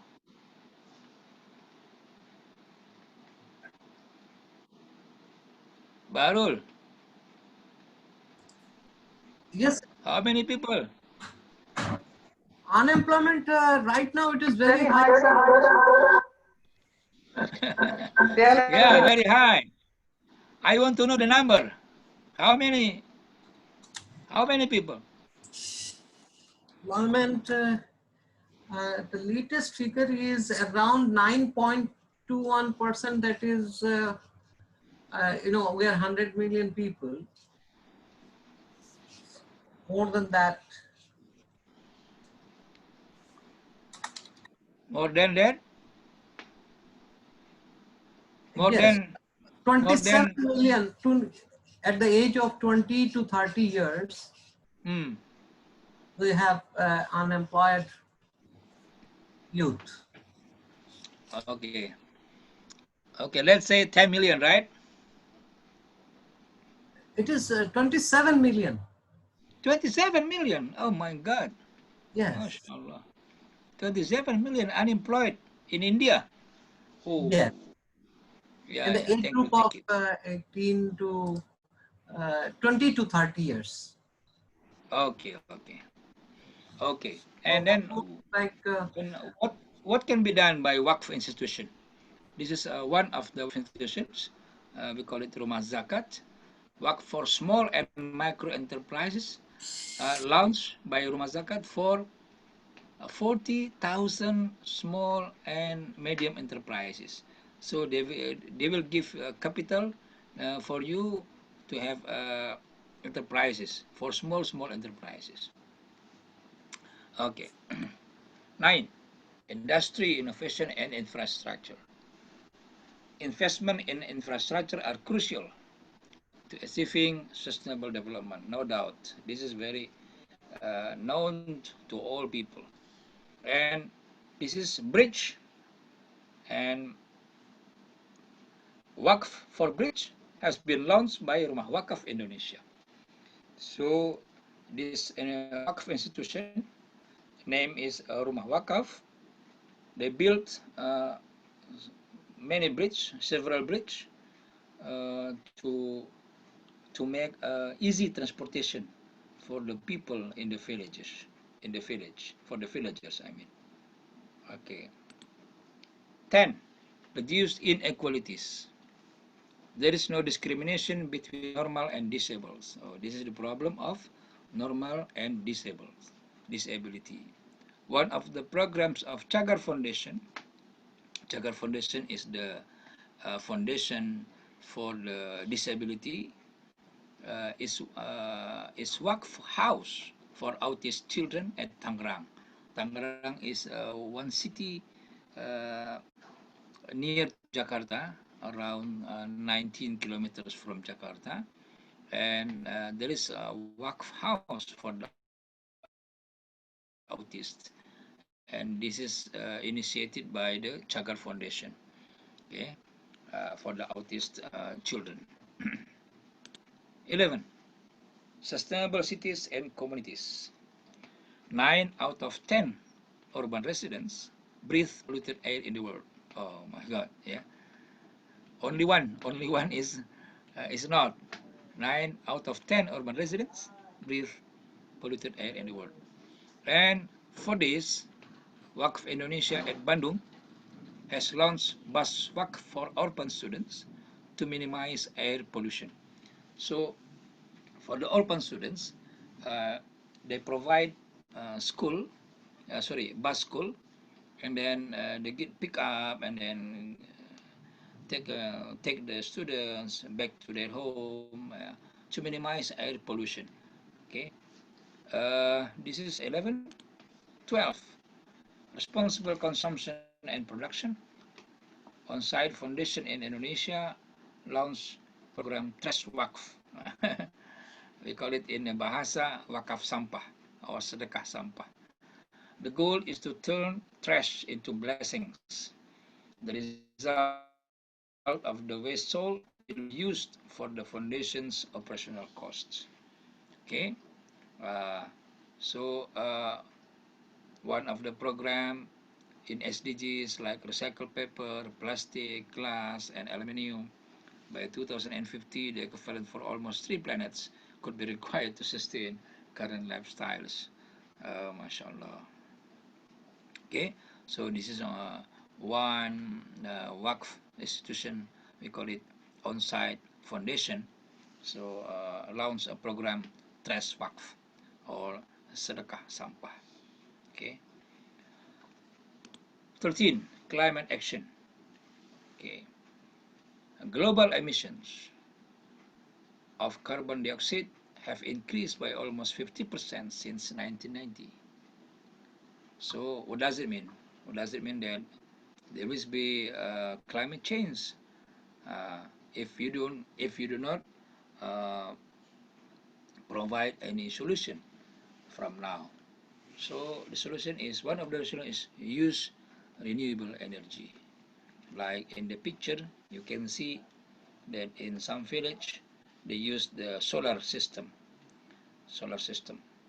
We call it the program in bahasa berbagi listrik. This has been moving since 2018 under the umbrella of Yayasan Wakaf Energi Nusantara. This is one of the foundation of Waqf and located in Jakarta. They run the electricity sharing program by distributing renewable energy-based electricity devices for free. This is for free to villages, followed by an economic empowerment program by establishing a Balai Energy as a production center for local products in the program implementation area. To date, Berbagi Listrik has implemented programs in 6 locations spread across the provinces of West Nusa Tenggara and East of Nusa Tenggara. This is the east part of Indonesia, province West Nusa Tenggara and East Nusa Tenggara. 14. Life below water. Over 3 billion people depend on marine and coastal biodiversity for their livelihood. Okay, so many billion, over 3 billion people. Okay, to help fishermen to become independent, BWA designed the Waqf Boat project. made of fiberglass, which can accommodate fish up to 500 kg. This boat is 5 meters long and 90 to 100 centimeter wide. The project is being held in Indonesia East Nusa Tenggara province. This is also a Waqf boat. Okay, this is a Waqf boat project in Indonesia. All this in Indonesia. Okay, because I took the Indonesia case so that all people from outside country can look or can observe the the the progress of Waqf in Indonesia. 15. Live on land. Plant a tree and help protect the environment. Forests are home to more than 80% of all terrestrial species of animals, plants, and insects. Of course, no doubt that forest is the lung of the world. Yeah? It's very important to produce good air and also good water. This Waqf forest donation. So there is in Indonesia Waqf forest, or we call it hutan wakaf.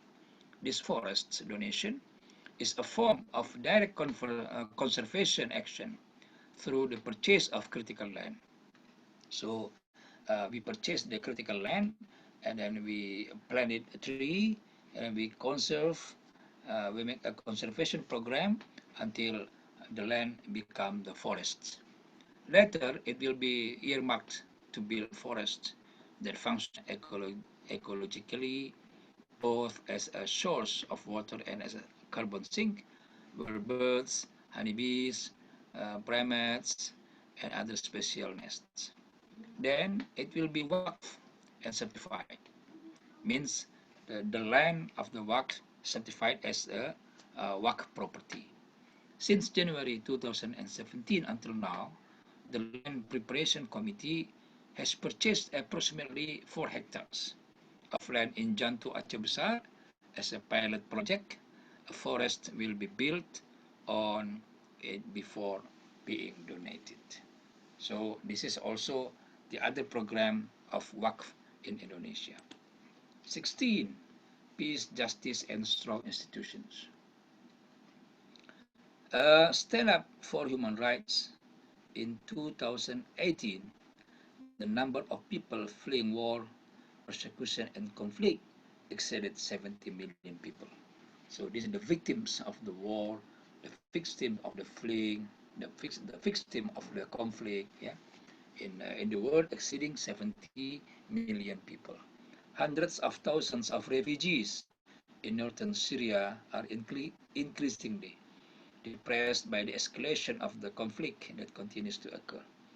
As a result, 400,000 Syrian children live neglected and starved due to the loss of their parents. They are being orphans. Entering winter, they are forced to live crammed with other families.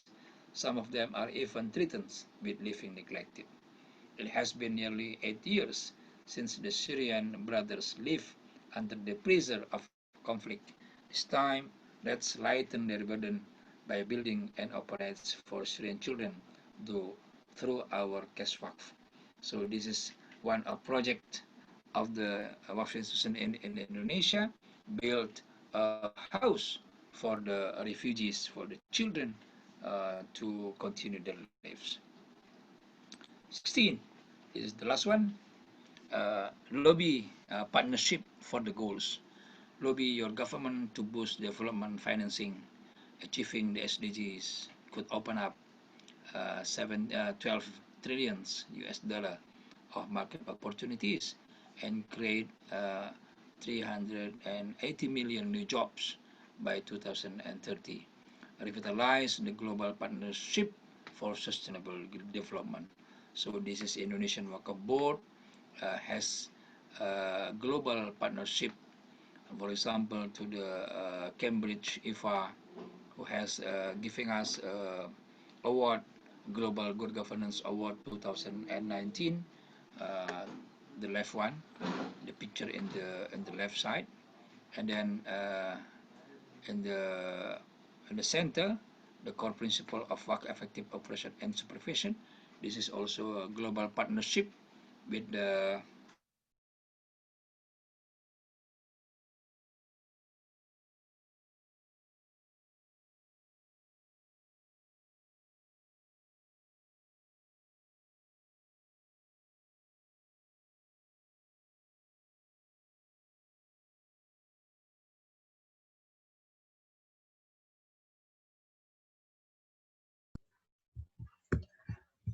Sorry, Professor.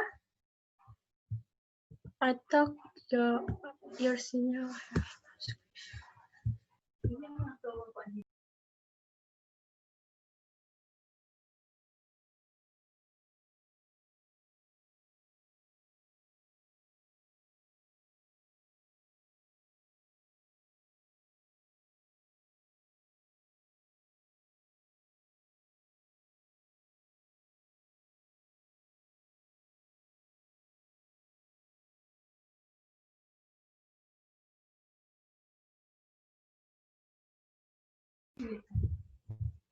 Unfortunately, there's technical problem. Maybe we can wait for Dr. Hendri Tanjung to join us immediately. Wait, yeah, maybe the signal down. Sorry for the inconvenience. Or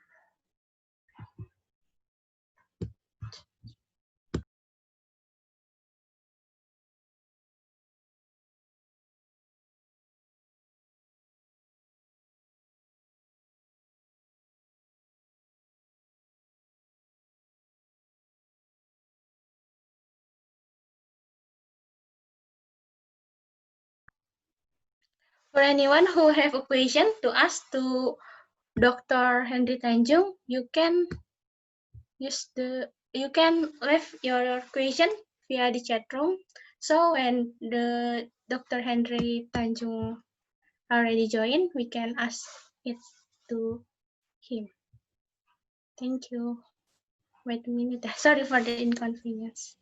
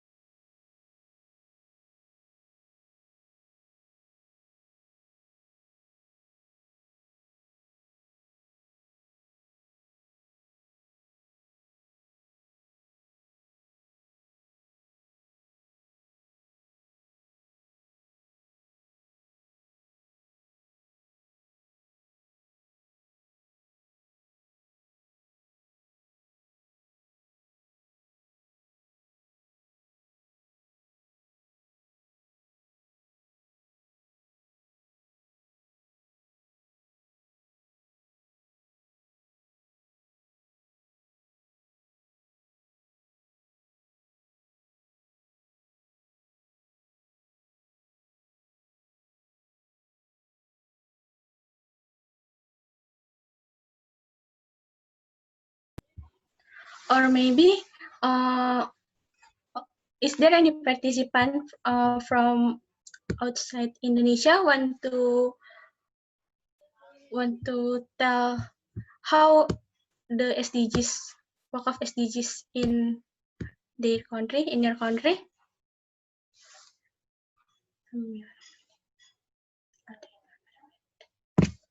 Is there anyone else? Wait, Dr. Henry still not join us yet.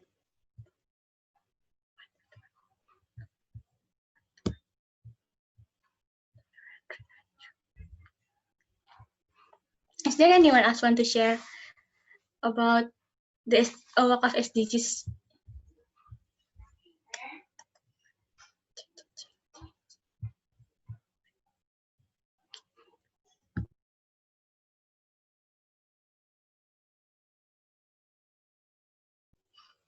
finally, Dr. Hendri Tanjung already joined Sorry. us. Yeah. Doctor. Yeah, you can continue your presentation. Yeah. This is almost finished actually. Okay. This is the last one. 17 of the goal of the SDGs, partnership for the goals. And then, as a conclusion, at least three roles of Waqf in sustainable development. First one is social impact, the second environment impact, and the third one is economic impact. All the 17 that I have explained discuss about these three impact: social, environment, and economics. I think that's all for the presentation. Yeah. Okay. Thank you very much. Yeah, thank you very much, Dr. Hendri Tanjung. What you have delivered really gave us insight about the implementation of Waqf in achieving SDGs, especially in Indonesia. Particularly we are very fortunate to have listened to your presentation today. May Allah bless you. Now maybe we are going to have a Q&A session, yeah, Doctor. How many questions should we have, Dr. Hendri? How many questions should we have? Yeah, we can have so many questions. Okay. Oh yeah. Before that, there is a question in the chat room when your presentation from wait, I need to check it first. From Habibullah, he is asking your reference about the poverty of population that you mentioned before when your presentation. Oh, poverty population. That is reference from the SDGs for the world. Oh, for the I world. got it from SDGs website, and for Indonesia, from our government. Okay, thank you for the answer, Habibullah, Professor.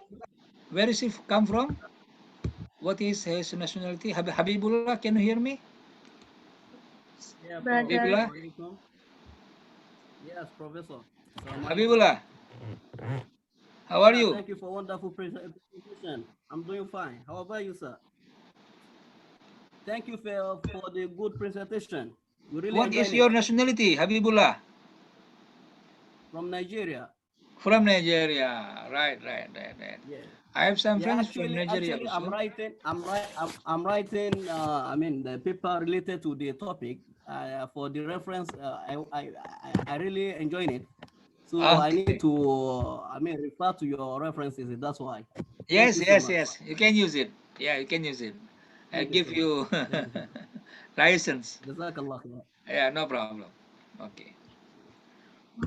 For anyone else that have any question want to ask to Dr. Hendri Tanjung, maybe you can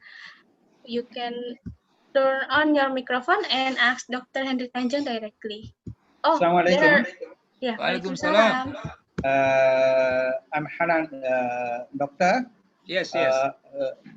Now we have understood that from birth to or burial, Waqf can help us. I have a question. If we are promoting Waqf and we are trying to support the socially, economically, then does it negatively impact the accountability of a government? Because we do everything. What is the role of government? Why they are? So what is the comprehension in between? Yes. Between us? Yeah. I know. I understand your questions. Yeah. Actually, that is the experience in Ottoman Empire when Waqf raised so huge and so beneficial to the people, and the accountability, the responsibility of the government reduced minimum. See, this is the beauty of Waqf actually. When Waqf successful in one country, so the responsibility of the government to provide some public utilities to the people will decrease. That is automatically. But we have to prevent that one, no? So what is the mechanism to imply the government responsibility? What's the mechanism? That's very easy. For example, you from the Waqf fund, okay, you build hospital. From the Waqf fund, you build school, you build university, you build madrasa, and then there is no fund from the government to build such madrasa, to build such hospital. That's very easy. And then we call it in Indonesia, we call it the budget for the government, so can be reduced because the project has been built by the society. So this is the beauty of Waqf actually. That's the mechanism. It's so simple. But I ask the negative side of that one. Negative side of? We do well. Waqf can do well, but government going to means they will not get their accountability in order. They might escape to provide because providing services should be upon the government. That's why we are keeping a government voting, paying taxes, everything. So in between that we have to maintain a balance. We should do, but at the same time government has a responsibility. So how we can promote that one?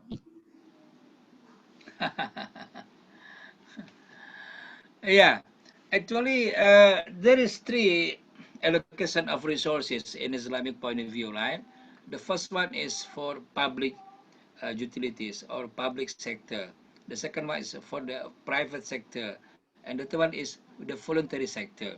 So I think we can use this third model, voluntary sector, to help government.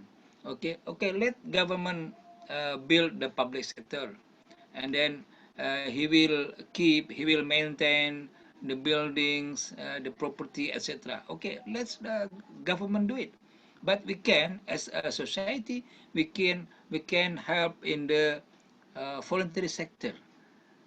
Okay, for the Waqf. I think that's very nice and very easy. Okay. Yes. Okay. Jazakallah. Okay. Okay, Professor. I thought there is a question from Brother Bayuni Sandiko. You can turn on your microphone and ask Dr. Hendri Professor, Tanjung. I'd like to ask about the Waqf in terms of SDGs 14 and 15 about the SDG for environment. Does the benefit is always in cash, or it can be benefit like ecosystem service, clean air, or maybe like wild animals? So, and then in terms of like forest Waqf, so what is the profit here to be served for the Nazir, and what is the technicalities in here? Thank you. What is the technical? Please repeat the last sentence.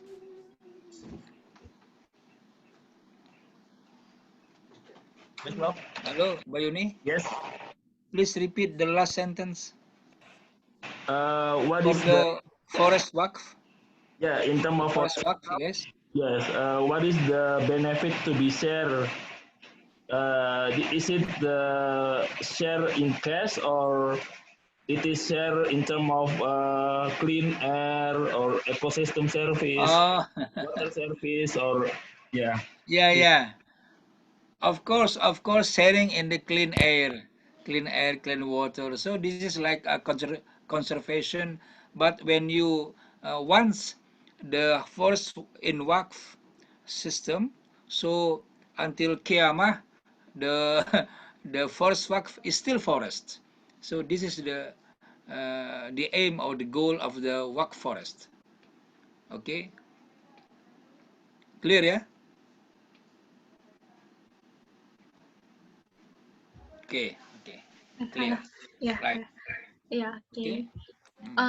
There is also a question from Miss Risa Sari Pertiwi. Maybe you can ask directly. Can you turn on your microphone? Nah, yeah. Okay, it's your time. Boleh keluar. Mana badan mau tadi? Hello, Yeah, Miss hello. Risa. Miss Risa, I Yeah. thought you can unmute your Zoom. You can turn on your microphone or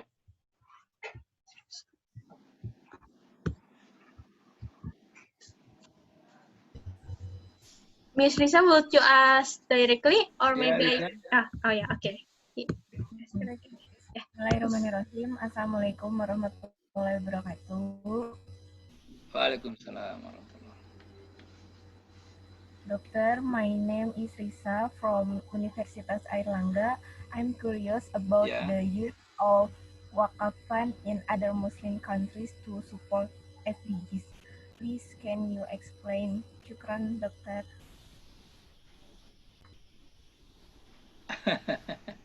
Yeah, Waqf fund in other Muslim countries, right? Actually, to support SDGs, the most of the practice in the Waqf institution is to provide a shelter or a house for the refugees. For example, Indonesia, ACT, for example, the one of the biggest Waqf institution in Indonesia, they provide a house for the refugees of Syrian people. Also in South Africa, I have friends there. Mr. Zainul, he's the chairman of the Waqf in South Africa. He also has built some houses for the refugees. I think this is very important because you see, from the figure 70 million refugees in the world, this is not a little, this is not few. This is a big number. This is a huge number for our problem, for the humanity problem. So I think the examples of the program for the SDGs in other Muslim countries is like that, like I explained before. Uh, yeah, Indonesia is more very active in the providing Waqf instruments other than other countries, because in the Ramadan, I was invited by the International Waqf to speak about Waqf to 20 the world, and then yeah, they surprised about the practice of Waqf in Indonesia. So I think Indonesia now leading in the Waqf sector compared to other countries. Yeah.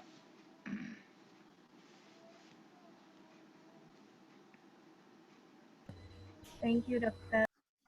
Okay, Risa. Yeah, You're thank you, welcome. Doctor, for the answer. Maybe we can have the last question. There is a question from Sister Amanda Kumala. Maybe you can ask Dr. Tanjung directly. Would you? Okay. Yeah, okay. Thank you. Assalamualaikum, Dr. Hendri. I am Amanda. I have a question regarding actually how the Waqf management in Indonesia. It is the Badan Wakaf Indonesia manage asset all the Wakaf asset, and how actually the relationship between the Badan Wakaf Indonesia with the private private Wakaf organization. Thank you. Yeah. No. We don't do that. Yeah. All the Waqf property still in the hand of the Nazir, the private Nazir. What we Badan Waqaf Indonesia do is we supervise them. If there is a moral hazard, we will punish the Waqf institution. Not more than that. Yeah. So we supervise we give them competency, the capacity building to be with about principles, etc. So the role more than to supervising and also give some competency to the Nazir. We do not take the all Waqf property in the hand of Badan Waqaf Indonesia. No, that's not our job. Okay. Okay, Amanda. Okay, sir. Thank you. From which university you are? I am Indonesian, but actually I study in SIF Malaysia currently. Oh, you study in Malaysia, right? Okay. Okay, Dr. Tanjung, Dr. Hendri Tanjung, thank you very much for all the answer. What you have delivered truly give us new insight for us. Since our time is very limited, maybe we can end this presentation, this lecture today. Dr. Henry, we would like to show you a certificate as a token of our appreciation for you for what you have shared today, your time, your knowledge, and your wisdom. Okay, Please thank look you. at your screen for a second, Dr. Henry, and please accept it with our sincere gratitude. Okay. Right. Thank you very much. Thank you very Yeah. much, Alda. Yeah. Before we close all our agenda today, is there anything else you would like to say, Dr. Henry? Maybe a closing statement or the assignment or the Closing quiz. statement, right? Yeah. Yes. Waqf is very essential in our life. Waqf is saving for our hereafter. So I hope all of you, although you are now youth, young people,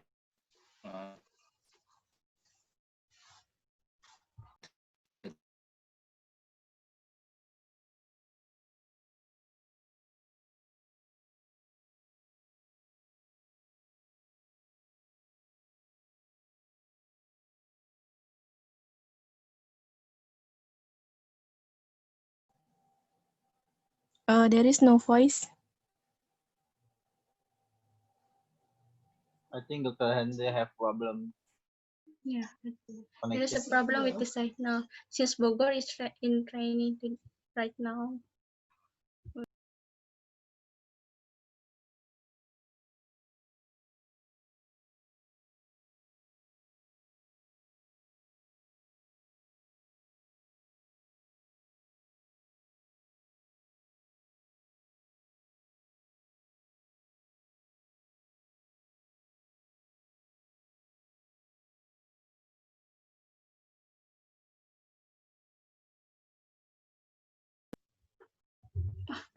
Sorry, I forget.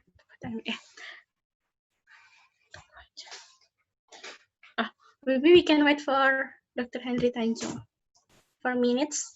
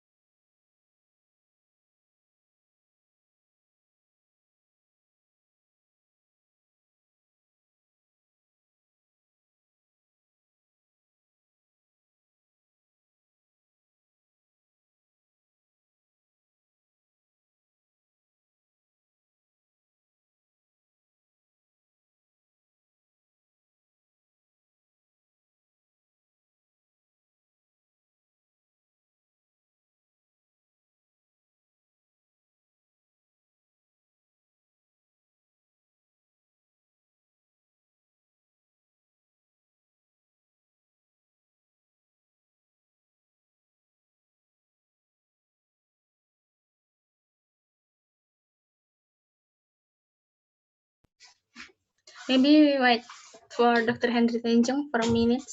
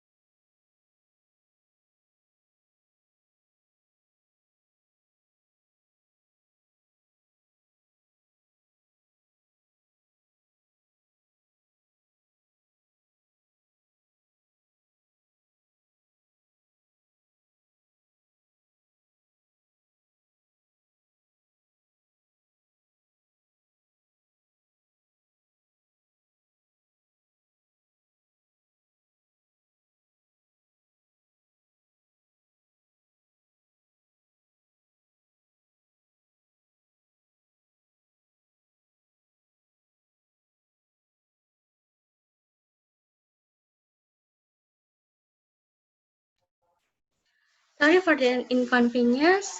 Maybe we can close today's lecture.